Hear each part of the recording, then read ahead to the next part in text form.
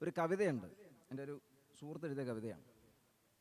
മൂത്രപ്പുര ഉദ്ഘാടനം, 30 പേരുടെ പ്രസംഗം, മുള്ളം മുട്ടിയ ജനക്കൂട്ടം എന്നൊരു 3 വരി കവിതയുണ്ട്. എന്ന് പറഞ്ഞതുപോലെ 55 മിനിറ്റിനകത്ത് ഇവിടെ സംസാരിച്ച് തീരേണ്ടത് 6 പേരാണ്. അപ്പോൾ 6 പേർക്ക് എത്രമാത്രം സമയം കിട്ടും? അതിനുശേഷം സദസ്സിൻ്റെ ചോദ്യങ്ങൾ കൂടി വരാനുണ്ട് എന്നുള്ളതുകൊണ്ട് പടപടയെന്ന് കാര്യങ്ങൾ തീർക്കുക എന്നുള്ളതാണ് ഇവിടുത്തെ കർത്തവ്യം. ഇതിനകത്ത് എന്നെ പിടിച്ച് മോഡറേറ്ററാക്കിയതിൻ്റെ ഒരു ദുരുദ്ദേശം കൂടിയുണ്ട്. കാരണം 70കളുടെ അവസാന കൊലയിൽ ജനിച്ച എന്നെ സംബന്ധിച്ചിടത്തോളം അന്ന് നമ്മൾ കണ്ടു ശീലിച്ചതൊന്നും നെറ്റ്ഫ്ലിക്സ് അല്ല, ആമസോൺ അല്ല, OTT എന്ന് പറയുന്ന വാക്കില്ലാത്ത കാലത്ത് സിനിമ കണ്ടു തുടങ്ങുകയും സിനിമയിൽ പ്രവർത്തിച്ചു തുടങ്ങുകയും പ്രവർത്തിച്ച് അവസാനം ഏതാണ്ട് റിട്ടയർമെൻറ്റിൻ്റെ ഘട്ടത്തിൽ എൻ്റെ വയസ്സ് എന്ന് പറഞ്ഞു കഴിഞ്ഞാൽ ശരാശരി നല്ല എഴുത്തുകാരൊക്കെ, നല്ല തിര എഴുത്തുകാരൊക്കെ റിട്ടയർ ചെയ്യുന്ന പ്രായത്തിലായി.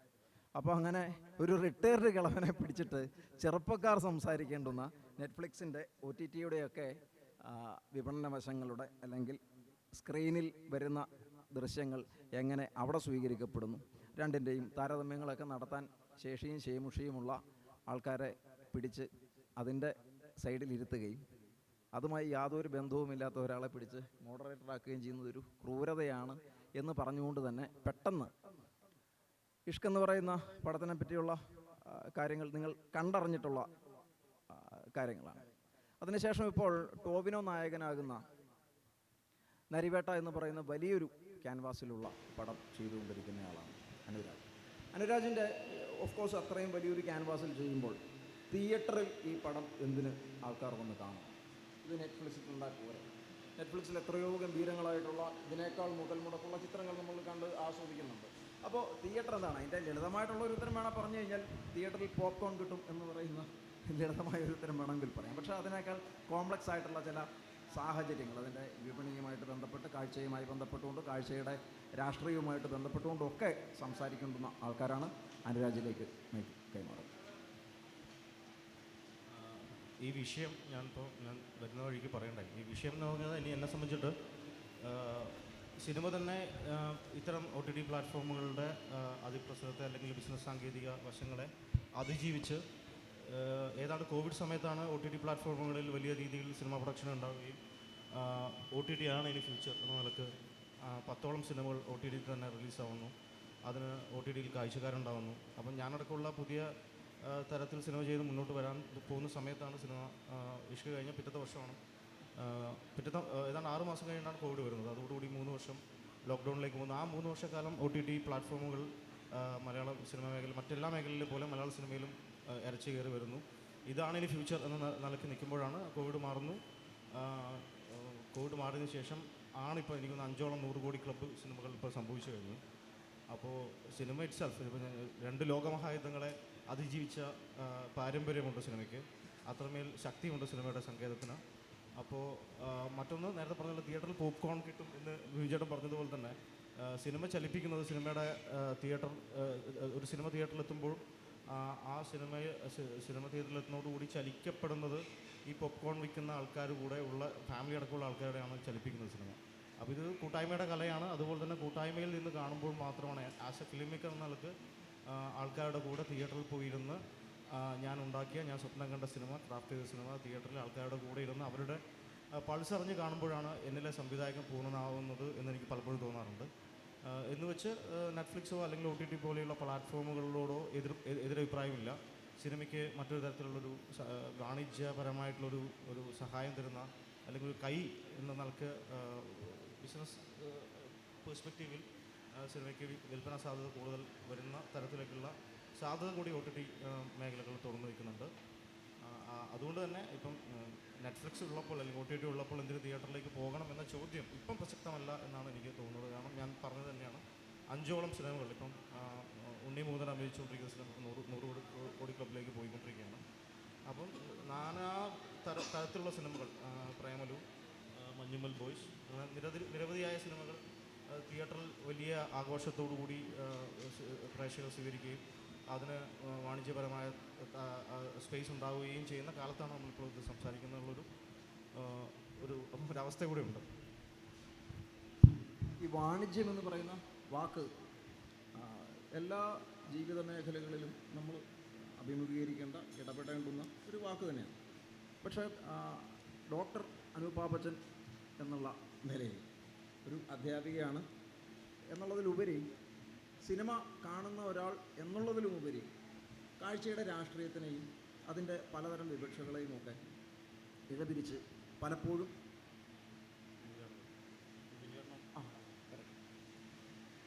അങ്ങനെ ഇഴപിരിച്ച് വളരെ ആഴത്തിൽ വിശകലനം ചെയ്യുന്ന ഒരാളെന്നുള്ള നിലയിൽ ഈ നെറ്റ്ഫ്ലിക്സിൻ്റെ ഈ പറഞ്ഞ വാണിജ്യം എന്ന് പറയുന്നത് എപ്പോഴും അഭികാമ്യമായിട്ടുള്ള ഒരു വാക്കായി തീരുന്നുണ്ടോ?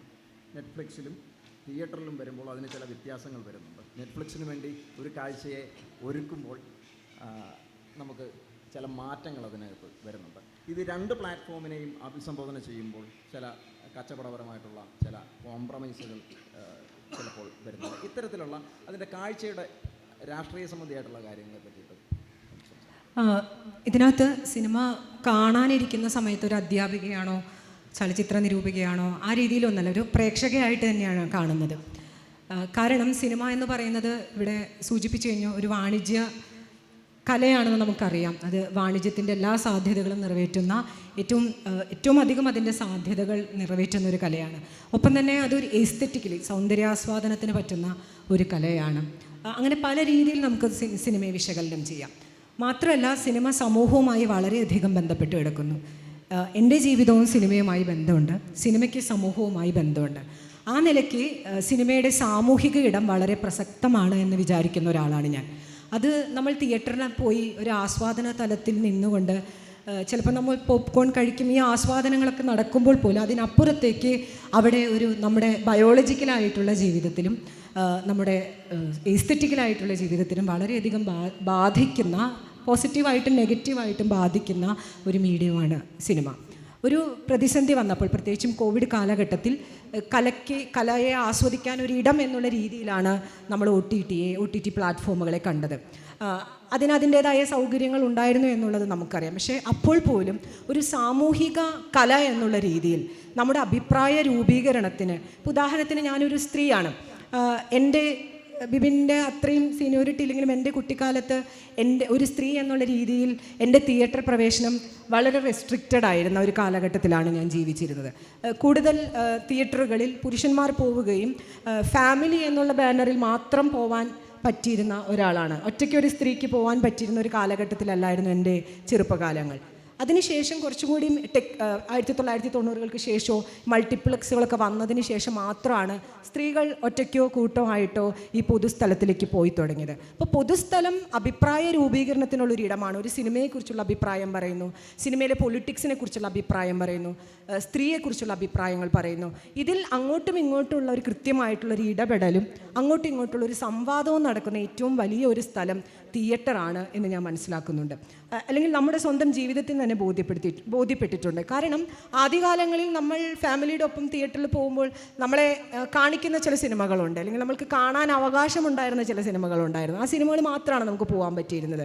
അപ്പോൾ അവിടെ ഒരു പൊളിറ്റിക്സ് പ്രവർത്തിച്ചിരുന്നു. അതിനുശേഷം കാലം മാറി, നമ്മുടെ സാമൂഹിക ജീവിതം മാറി, നമ്മുടെ പരിപ്രേക്ഷ്യം മാറി, ആ നിലയ്ക്ക് സിനിമയും മാറി. നമ്മുടെ പരിപ്രേക്ഷ്യം മാറിയതുകൊണ്ടാണ് നമ്മുടെ പരിപ്രേക്ഷ്യത്തിനനുസരിച്ചുള്ള സിനിമകളും വരുന്നത്. അപ്പോൾ ഇത് അങ്ങോട്ടും ഇങ്ങോട്ടുള്ള ഒരു കൊടുക്കൽ വാങ്ങൽ നടക്കുന്ന ഒരു സ്ഥലം എന്നുള്ള രീതിയിൽ തിയേറ്ററിനെ ആ രീതിയിലുള്ള ഈ പറഞ്ഞ മാസ് കൾച്ചറിൻ്റെയോ പുരുഷാധിപത്യത്തിൻ്റെയോ വ്യവസായത്തിൻ്റെയോ ഒക്കെ എല്ലാ സ്വാധീനങ്ങളും ഉള്ളപ്പോൾ പോലും ആ പൊതുസ്ഥലം വളരെ ഇമ്പോർട്ടൻ്റ് ആണെന്ന് ഞാൻ വിചാരിക്കുന്നുണ്ട്.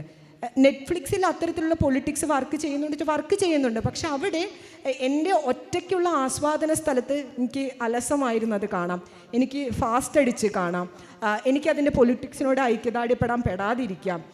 ആ സിനിമയ്ക്ക് ശേഷം, ആ സിനിമ കണ്ടതിന് ശേഷം തൊട്ടടുത്ത കാര്യത്തിലേക്ക് ഞാൻ കടക്കും. പക്ഷേ ഒരു തിയേറ്ററിൽ അങ്ങനെയല്ല സംഭവിക്കുന്നത്. എൻ്റെ അഭിപ്രായം ഞാൻ അവിടെ പങ്കുവെക്കുന്നുണ്ട്. അതൊരു ഫാമിലി ആവാം, അല്ലെങ്കിൽ ഒരു കൂട്ടമാവാം, കൂട്ടുകാരാവാം, അവിടെ ഞാൻ പങ്കുവെക്കുന്നുണ്ട്. അവിടെ ഒരു പൊതുരൂപീകരണം കൂടി, ഒരു പൊതു അഭിപ്രായ രൂപീകരണം കൂടി നടക്കുന്നുണ്ടെന്നുള്ളതാണ്. അപ്പോൾ തിയേറ്ററിനെ ഒരു പബ്ലിക് സ്ഫിയറിൻ്റെ ഭാഗമായി കാണാനാണ് ആഗ്രഹിക്കുന്നത്. അതുകൊണ്ട് തന്നെ ഈ വാണിജ്യം എന്ന് പറയുമ്പോൾ, ഇപ്പോൾ സിനിമ എന്ന് പറയുന്ന കല, ഇപ്പോൾ അനുരാജ് സൂചിപ്പിച്ചതുപോലെ അത് ഒരുപാട് പേരുടെ ഇൻഡസ്ട്രി, അവരുടെ വരുമാന മാർഗമാണ്. ഇത് നെറ്റ്ഫ്ലിക്സിലേക്ക് വരുമ്പോൾ ഇത് കോർപ്പറേറ്റിൻ്റെ കൃത്യമായിട്ടുള്ള സ്ഥാപിത താല്പര്യങ്ങളോട് കൂടിയുള്ള വാണിജ്യ ഒരു ഇടപാടായിട്ട് മാറുന്നുണ്ട്. തിയേറ്റർ എന്ന് പറഞ്ഞ തൊഴിലിടത്തിൽ ഒരുപാട് ഇതിനെ ആശ്രയിച്ച് കഴിയുന്ന ഒരുപാട് വാണിജ്യപരമായി തന്നെ ഇതിനെ ആശ്രയിച്ച് കഴിയുന്ന ആളുകളുണ്ട്. അപ്പോൾ ആ നിലയ്ക്കും വാണിജ്യപരമായ നിലയ്ക്കും സാമൂഹികമായ നിലയ്ക്കും തിയേറ്റർ എന്ന് പറയുന്ന പൊതുവിടത്തിന് പ്രസക്തി ഉണ്ടെന്ന് വിചാരിക്കുന്ന ഒരാളാണ് ഞാൻ. ഇത് ഒരു പൊതുവിടത്തിൽ തന്നെ തൻ്റെ കലാസൃഷ്ടി പ്രദർശിപ്പിക്കണമെന്ന് ആഗ്രഹിക്കുന്നവരാണ് ബഹുഭൂരിപക്ഷം സിനിമാ പ്രവർത്തകരും. ഇപ്പോൾ ഫാസിലിൻ്റെ കാര്യം എടുത്താൽ പത്രവാർത്തകളിലൂടെ അല്ലെങ്കിൽ IFFK കാണികളിലൂടെ ഒക്കെ പ്രചരിച്ച പെട്ടെന്ന് ആ പേര് പ്രചരിക്കുന്നു. ഇപ്പോഴും മെറ്റയിൽ അടിച്ചു കൊടുത്തു കഴിഞ്ഞ് കഴിഞ്ഞാൽ ഫാസിൽ എന്ന് അടിച്ചു കഴിഞ്ഞാൽ ഫാസിൽ മുഹമ്മദ് എന്ന് അടിച്ചു കഴിഞ്ഞാൽ നമ്മുടെ പഴയ ഫാസിൽ സാറിൻ്റെ ഡീറ്റെയിൽസാണ് വരുന്നത്. അത് വരാത്തതിന് കാരണം ഫെമിനിച്ച് ഫാത്തിമ എന്ന് പറയുന്ന സിനിമ തിയേറ്ററിലേക്ക് വന്നിട്ടില്ല. അത് തിയേറ്ററിലേക്ക് വരാനുള്ള കുറേ ബുദ്ധിമുട്ടുകളുണ്ട്. അത് പ്രാക്ടിക്കലായിട്ടുള്ള ഒരുപാട് പ്രശ്നങ്ങൾ നേരിട്ടുകൊണ്ടിരിക്കുന്ന ഒരു സംവിധായകനാണ്. തൻ്റെ കലാസൃഷ്ടി ലോകം മൊത്തം അറിഞ്ഞു കഴിഞ്ഞു, എന്നിട്ട് പോലും ലോകത്തിലേക്ക് അത് എത്തിക്കാനായിട്ട് പറ്റാതെ വളരെ ചുരുങ്ങിയ ഇടങ്ങളിൽ മാത്രം പ്രദർശിപ്പിക്കാനുള്ളൊരു സാധ്യതയിൽ നിൽക്കുന്ന ഒരവസ്ഥയിലാണ് ഫാസിൽ. ഇത് എത്രത്തോളം വേദനാജനകമാണ്? ഇതിനകത്തെ തടസ്സങ്ങൾ എന്തൊക്കെയാണ്? ഇപ്പോൾ നെറ്റ്ഫ്ലിക്സ് പോലെയുള്ള, നെറ്റ്ഫ്ലിക്സ് എന്ന് പറയുന്ന ഒരു പേര് നമ്മളിവിടെ സൂചകമായി എടുക്കുന്നതേ ഉള്ളൂ. മൊത്തത്തിലുള്ള OTT പ്ലാറ്റ്ഫോമുകളെ മൊത്തം പ്രതിനിധീകരിച്ചുകൊണ്ട് അവർ ഒരു ഓളത്തിനങ്ങ് ഇട്ടു എന്നുള്ളതേ ഉള്ളൂ. അപ്പോൾ ഇത്തരം ഒരു പ്ലാറ്റ്ഫോമിലേക്ക് ഒരു കലാസൃഷ്ടി തിരഞ്ഞെടുക്കപ്പെടണമെങ്കിൽ എന്തൊക്കെയാണ് അതിൻ്റെ മാനദണ്ഡങ്ങൾ, എന്തൊക്കെയാണ് അതിൻ്റെ തടസ്സങ്ങൾ, എന്തൊക്കെയാണ് അതിൻ്റെ പ്രായോഗിക ബുദ്ധിമുട്ടുകൾ? ശരിക്കും ഞാൻ എൻ്റെ പടം തുടങ്ങുമ്പോൾ ഞാനിത് തിയേറ്ററിൽ റിലീസാക്കും അല്ലെങ്കിൽ OTT എടുക്കും എന്നൊരു യാതൊരു ധാരണയില്ല. പിന്നെ ഞാൻ മുന്നേ ചെയ്ത വർക്കുകൾ എന്ന് പറഞ്ഞത് ഒരു വെബ് സീരീസാണ്. അത് ഞാൻ ചെയ്ത വർക്ക് കാണിക്കുന്നത് യൂട്യൂബാണ് എൻ്റെ പരിപാടി. എനിക്ക് അതിലൂടെ ആളുകൾ കാണും എന്നുള്ള പ്രതീക്ഷയാണ് എനിക്കുള്ളത്. അപ്പം അതുപോലെ തന്നെ ഞാൻ ആ പ്രതീക്ഷയിൽ തന്നെയാണ് ഞാൻ വർക്ക് ചെയ്യണം. എനിക്ക് ആളുകളെ കാണിക്കണം, എൻ്റെ വർക്ക് കാണിക്കണം എന്നുള്ളതിലാണ് ഞാൻ തുടങ്ങിയത് ഫാത്തിമ. അങ്ങനെ തുടങ്ങി വെച്ച് നമ്മൾ ചെറിയൊരു പരിപാടിയായിട്ട് ചെയ്യണത്, ചെറിയ പരിപാടി. പിന്നെ ആദ്യത്തെ സിനിമ ചെയ്യണം എന്നുള്ളത് ഷൂട്ട് തുടങ്ങിയതിൻ്റെ ശേഷമാണ് ഞാനത് റിയലൈസ് ചെയ്യണത്. ഇതിൻ്റെ ആദ്യത്തെ സിനിമയാണ് ഞാൻ ചെയ്തുകൊണ്ടിരിക്കണം എന്നുള്ളത്. അപ്പോൾ ഏതൊരു സിനിമയുടെ ആളുകൾ ആഗ്രഹിക്കുന്ന പോലെ തിയേറ്ററിൽ റിലീസാക്കണം എന്നുള്ളത് നമ്മളെ സ്വപ്നമായിട്ട് നിൽക്കണം. അപ്പോഴും ഞാനെപ്പോഴും എൻ്റെ സുഹൃത്തുക്കളടുത്ത് പറയാറുണ്ട്, എടാ നമുക്ക് നമ്മളെ പടം എന്തെങ്കിലും തിയേറ്ററിൽ എങ്ങനെ കളിപ്പിക്കാൻ പറ്റുമോ എന്ന് നോക്കുമ്പോഴും എൻ്റെ ചുറ്റുള്ള ആൾക്കാരൊക്കെ എന്നെ അത് തള്ളിവിടണ, നിനക്ക് എന്ത് സുഖമില്ലേ എന്ന് ചോദിക്കുന്നത്. തിയേറ്ററിലൊക്കെ നമ്മൾ ചെറിയ ബഡ്ജറ്റിലാണ് പടം, ആർട്ടിസ്റ്റ് ഇല്ല, വളരെ പുതുമകളെ ചെയ്യുന്നൊരു പടം. അപ്പോൾ ഇത്ര ഒരു പടം തിയേറ്ററിൽ കളിപ്പിക്കുക എന്നുള്ളത് എൻ്റെ സ്വപ്നമാണ്, എൻ്റെ ടീമിൻ്റെ സ്വപ്നമായിരുന്നു. നമുക്കത് സാഹചര്യം ഇല്ല എന്നുള്ളത് ഞാൻ മനസ്സിലാക്കുന്നു. കാരണം ഞാൻ എൻ്റെ പടത്തിന് ചിലവാക്കിയ ബഡ്ജറ്റിൻ്റെ ചിലപ്പം കൂടുതൽ ബഡ്ജറ്റോട് വേണ്ടി വരും ചിലപ്പോൾ എൻ്റെ പടം തിയേറ്ററിലോട്ട് എത്തിക്കാനും കാണിക്കാനൊക്കെ ആയിട്ട്. അപ്പോൾ എൻ്റെ ബേസിക്കലി എൻ്റെ ചിന്ത എന്ന് പറഞ്ഞത് ഒന്നെങ്കിൽ OTT പ്ലാറ്റ്ഫോമുകൾ അല്ലെങ്കിൽ യൂട്യൂബ് എന്നുള്ളതാണ് എൻ്റെ പടം തുടങ്ങുമ്പോഴുള്ള എൻ്റെ ഒരു മനസ്സുള്ളത്. അപ്പോൾ ആ യൂട്യൂബിൽ തിരിച്ചു വരാവുന്ന ഫണ്ടേ ഞാൻ ചിലവഴിച്ചിട്ടുള്ളൂ എന്നുള്ളൊരു ചിന്ത എൻ്റെ മനസ്സിൽ ഓൾറെഡി ഉണ്ട്. പിന്നെ ഇത് IFFK പോലത്തെ ഒരു പ്ലാറ്റ്ഫോമിൽ പടം കളിക്കുന്നു. അപ്പോൾ അവിടെ ഈ പടം കളിക്കേണ്ടത് തിയേറ്ററിലാണല്ലോ. അപ്പോൾ ആ തിയേറ്ററിൽ വന്ന് അവിടെ ആളുകളുടെ ഇപ്പം പടം ഇരുന്ന് കാണുന്നു. അപ്പോൾ അവിടെയാണ് ഞാൻ അതിൻ്റെ ഒരു പരിപാടി എനിക്ക് കിട്ടുന്നത്. കാരണം നമ്മൾ ഒരു സാധനം ചെയ്യുന്നു, ഇത്രയും ആൾക്കാർ അവിടെ വന്ന് കാണുന്നു, അവരതിനൊപ്പം അതൊരു ഭയങ്കര ഒരു എക്സ്പീരിയൻസാണ്. എനിക്ക് നമ്മൾ മറ്റുള്ളവരുടെ പടം തിയേറ്ററിൽ പോയിട്ട് കാണുന്നുണ്ടെങ്കിൽ പോലും നമ്മളൊരു പടം അവിടെ ഇങ്ങനെ കളിക്കുക എന്നുള്ള അത്ര ആളുകളുടെ മുന്നിൽ കളിക്കുക എന്നുള്ളത്. അപ്പോൾ അവിടെയാണ് ഞാൻ മനസ്സിലാക്കിയത്. അപ്പോൾ IFFK പോലത്തുള്ള പ്ലാറ്റ്ഫോമുകൾ എന്നെ പോലത്തുള്ള ഒരു ഫിലിം മേക്കറിന് തന്ന ഒരു ഓപ്പർച്യൂണിറ്റി ഉണ്ട്.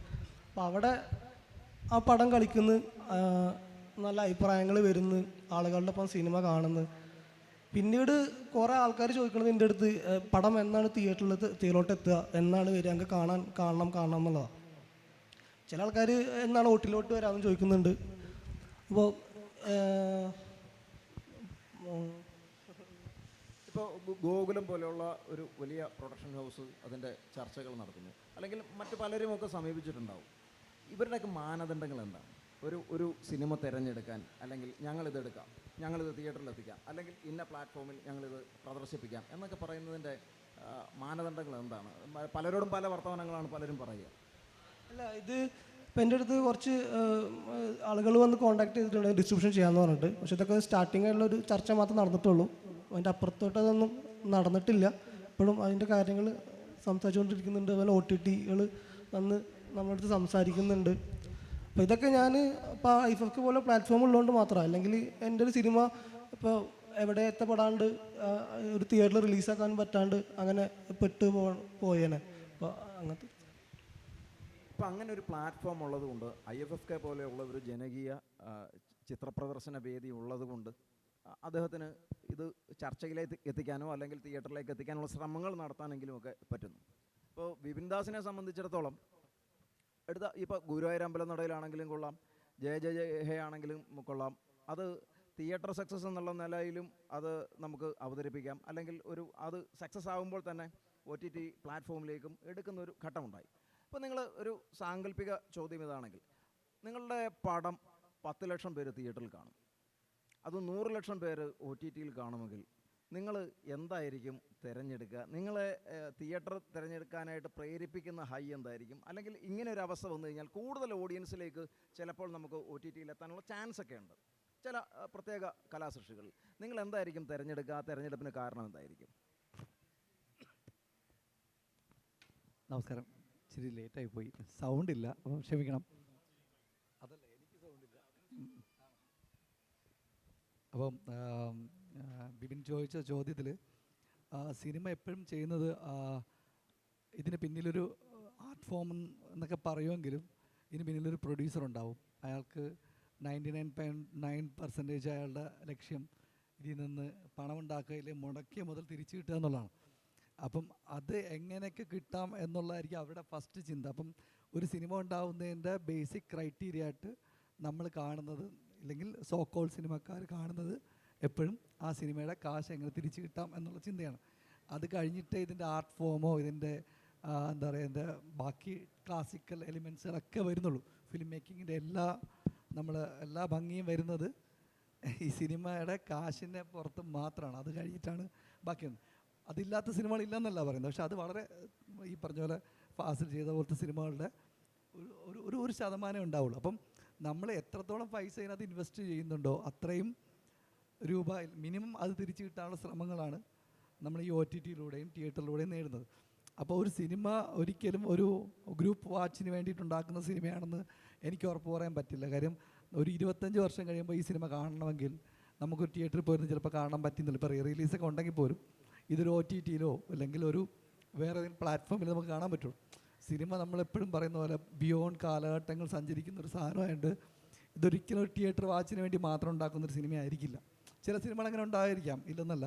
പക്ഷേ എന്നാലും സിനിമ എന്നൊരു പെയിൻറ്റിങ് പോലെ തന്നെയാണ്. അത് കാലങ്ങളോളം സഞ്ചരിക്കേണ്ട ഒരു സാധനമാണ്. അതിൻ്റെ ഇൻസ്റ്റൻറ്റ് റവന്യൂ ആയിരിക്കാം ചിലപ്പോൾ തിയേറ്റർ, ചിലപ്പോൾ OTT. പക്ഷേ ഭാവിയിലും അത് പല സ്ഥലങ്ങളിൽ സഞ്ചരിച്ച് പല പ്ലാറ്റ്ഫോമിലൂടെ സഞ്ചരിച്ച് ഇപ്പോൾ ഈ പറഞ്ഞ പോലെ പല ക്ലാസിക് സിനിമകളെടുത്ത കാലഘട്ടത്ത് ഈ OTT പ്ലാറ്റ്ഫോം ഇല്ല. ഇപ്പം എന്നാൽ പല OTT പ്ലാറ്റ്ഫോംസ് ഈ പഴയ സിനിമകൾ മേടിക്കുന്നുണ്ട്. അപ്പോൾ അങ്ങനെ വരുമ്പോൾ സിനിമ കാണുക എന്നത് മാത്രമാണ് പ്രധാനം. ബാക്കിയൊക്കെ സെക്കൻഡറിയാണ്. നമ്മൾ തിയേറ്ററിൽ കാണുന്നുണ്ടോ OTT കാണുന്നുണ്ടോ ബാക്കിയൊക്കെ നമ്മുടെ കാലഘട്ടത്തിനനുസരിച്ച് മാറ്റങ്ങൾ വരാം, കാഴ്ചയിൽ മാറ്റം വരാം. ചിലപ്പോൾ അതിനൊരു 25-30 വർഷം 1.5 സിനിമ ആളുകൾ കണ്ടുകൊണ്ടിരിക്കുന്നത്. അപ്പോൾ അതൊന്നും നമുക്ക് ജഡ്ജ് ചെയ്യാൻ പറ്റില്ല. നമുക്ക് നമ്മുടെ പ്രോഡക്റ്റ് ഉണ്ടാക്കാൻ പറ്റണം. ചിലർ പ്രോഡക്റ്റായിട്ട് പറയും, ചിലർ അത് ആർട്ട് ഫോമായിട്ട് പറയും. ഞാനിപ്പോഴും അത് പ്രോഡക്റ്റായിട്ട് പറയുന്നുള്ളൂ. കാര്യം വേറൊരാളുടെ പൈസയിൽ ഉണ്ടാക്കുന്നൊരു സാധനമായിട്ട് എനിക്കതൊരിക്കലും ആർട്ടായിട്ട് തോന്നിയിട്ടില്ല. കാര്യം എങ്കിൽ ഞാൻ പെയിൻറ്റിങ് ചെയ്താൽ മതി, ഇല്ലെങ്കിൽ ഞാനൊരു ബുക്ക് എഴുതിയാൽ മതി, ഇല്ലെങ്കിൽ നോവൽ എഴുതാം, അല്ലെങ്കിൽ സ്ക്രീൻ പ്ലേ തന്നെ എഴുതി എനിക്ക് പബ്ലിഷ് ചെയ്യാം. കാര്യം ഞാൻ മാത്രമാണല്ലോ ഉത്തരവാദി. ഒരു പ്രൊഡ്യൂസർ അല്ലെങ്കിൽ ഒരു പണം മുടക്കുന്ന ഒരാൾ അതിനകത്ത് ഇൻവോൾവ് ആകുന്നിടത്തോളം കാലം അതിനൊരു പ്രോഡക്റ്റായിട്ട് മാത്രമേ കാണാൻ പറ്റുന്നുള്ളൂ. അതൊരു ഇൻഡസ്ട്രിയെ ചലിപ്പിക്കുന്നുണ്ട്, അതൊരു എന്താ പറയുക ആളുകളെ ചലിപ്പിക്കുന്നുണ്ട്, അതിനൊരു ബിസിനസ് ചലിപ്പിക്കുന്നുണ്ട്. പണം അതിനകത്ത് ഒരു അവിഭാജ്യ ഘടകമായി ഇരിക്കുന്നിടത്തോളം കാലം നമുക്കതിനകത്തൊരു ആർട്ട് ഫോമെന്ന് പൂർണ്ണമായിട്ടും വിളിക്കാൻ പറ്റില്ല. അപ്പം സിനിമ എപ്പോഴും കാണുന്നത് തിയേറ്ററിൽ തന്നെ ആവണം, ഒരു ഗ്രൂപ്പ് വാച്ച് തന്നെ ആവണം. ഇല്ല ഈ നെറ്റ്ഫ്ലിക്സിൽ ഒറ്റയ്ക്ക് കസ്റ്റമൈസ് ചെയ്ത് കാണുന്നത് തെറ്റാണെന്നൊന്നും ഒരിക്കലും പറയാൻ പറ്റില്ല. കാര്യം നമ്മൾ നെറ്റ്ഫ്ലിക്സ് ഇല്ലെങ്കിൽ OTT വാച്ച് ചെയ്യുന്ന ഇപ്പോഴും ഒറ്റയ്ക്കാണെന്ന് പറയുന്നെങ്കിലും പുറത്തൊക്കെ പാശ്ചാത്യ രാജ്യങ്ങളിൽ ഒരു കൾച്ചർ വന്നിട്ടുണ്ട്. നെറ്റ്ഫ്ലിക്സ് കോക്ക് ഫ്രൈഡേ നൈറ്റ്സ് എന്നുള്ളൊരു കൾച്ചർ അവർ കൊണ്ടുവന്നിട്ടുണ്ട്. ഒരു 5-6 സുഹൃത്തുക്കൾ ഒരുമിച്ചിരുന്ന് ഒരു കോക്കുമായിട്ടിരുന്ന് അവർ ഒരു സീരീസോ സിനിമയോ കണ്ടു തീർക്കുന്ന ഒരു ഹാബിറ്റ്. നമ്മൾ ഇവിടെ ബാറിൽ പോയിരുന്ന് വെള്ളം അടിക്കുന്നത് പോലെ വീക്കെൻഡുകൾ അവരെ അങ്ങനെ സമീപിച്ചു തുടങ്ങിയിരിക്കുന്നു. അപ്പം ഇതെങ്ങനെയൊക്കെ യൂട്ടിലൈസ് ചെയ്ത് നമുക്ക് ആർക്കും പ്രെഡിക്റ്റ് ചെയ്യാൻ പറ്റില്ല. നമ്മളിത് ആളുകൾ കാണുക, ഇഷ്ടപ്പെടുക എന്നുള്ളതല്ല, അതിനപ്പുറത്തേക്ക് ഇതെങ്ങനെ കാണും എന്നുള്ളതിനെക്കുറിച്ച് ഡിസ്കസ് ചെയ്തോ നമുക്കതിനെക്കുറിച്ച് കൺഫ്യൂഷൻ പറഞ്ഞോ ഇല്ലെങ്കിൽ നമുക്കതിനെക്കുറിച്ച് ആധികാരികമായിട്ട് പറഞ്ഞിട്ടൊന്നും ഒരു കാര്യമില്ല. കാര്യം ഇപ്പോൾ ഫെമിനിച്ചി ഫാത്തിമ എന്നുള്ള സിനിമ IFFK പോലത്തെ ഒരു പ്ലാറ്റ്ഫോമിൽ കാണിക്കാൻ പറ്റിയത് തന്നെ ഇത്രയും ആൾക്കാരുടെ കാണിക്കാൻ പറ്റിയത് ഒരിക്കലും ഫാസിൽ വിചാരിച്ചിരുന്നൊരു കാര്യമായിരുന്നില്ല. അപ്പോൾ അതൊരു ഓപ്പർച്യൂണിറ്റി ആയിട്ട് ഫാസിൽ അത് കാണുന്നുണ്ട്. അതുപോലെ പല പല ഓപ്പർച്യൂണിറ്റീസുകൾ ചേർന്നിട്ടാണ് ഒരു സിനിമയുടെ കാഴ്ചയെ നമ്മൾ വിലയിരുത്തേണ്ടതെന്ന് തോന്നിയിട്ടുണ്ട്. അപ്പം ഓരോ സിനിമയ്ക്കും എല്ലാ സിനിമയും തിയേറ്ററിൽ തന്നെ ഓടണമെന്നില്ല, ചില OTTയിലേയും ചിലപ്പോൾ കുറച്ചുകൂടി സക്സസ് ആവുന്നത്. അപ്പോൾ അതുകൊണ്ട് ഈ കാഴ്ചയെ നമ്മൾ ഡിഫൈൻ ചെയ്യേണ്ട കാര്യമില്ല. ചിലപ്പോൾ ചിലർ മൊബൈലിൽ കാണും എന്ന് പറഞ്ഞ പോലെ അതൊരിക്കലും നമ്മൾ വിചാരിക്കുന്ന പോലെ നമ്മൾ ഈ ഡിസ്കസ് ചെയ്യുന്ന പോലെ ഒരു രീതിയിലായിരിക്കില്ല സിനിമ കാണുന്നതും കാണപ്പെടേണ്ടതും ഇനി ഭാവിയിൽ കാണുന്നതും. അപ്പം നമ്മൾ ഈ ഇതിനെക്കുറിച്ച് സംസാരിക്കുന്നത് ചിലപ്പം വെറുതെ ആയി പോകുന്നത്. കാര്യം ഒരു മാസം കഴിയുമ്പോൾ ഒരു വർഷം കഴിയുമ്പോൾ OTT ഇല്ലാതായിട്ട് വേറൊരു പ്ലാറ്റ്ഫോം വരും, വേറൊരു പരിപാടി വരും. ഈ പറഞ്ഞ പോലെ കാറ് പാർക്ക് ചെയ്തിട്ട് വലിയ സ്ക്രീനിൽ കാണുന്ന ഒരു സെഷൻ വേറൊരു സംഭവമുണ്ട്. അപ്പം നമുക്ക് നമ്മുടെ പ്രോഡക്റ്റ് കാണുക എന്നുള്ളതിന് കഴിഞ്ഞ് ബാക്കിയൊക്കെ അതിൻ്റെ അഡ്വാൻറ്റേജോ ബോണസോ ആയിട്ട് കാണുക എന്ന് മാത്രമേ എനിക്ക് പറയാൻ പറ്റുള്ളൂ.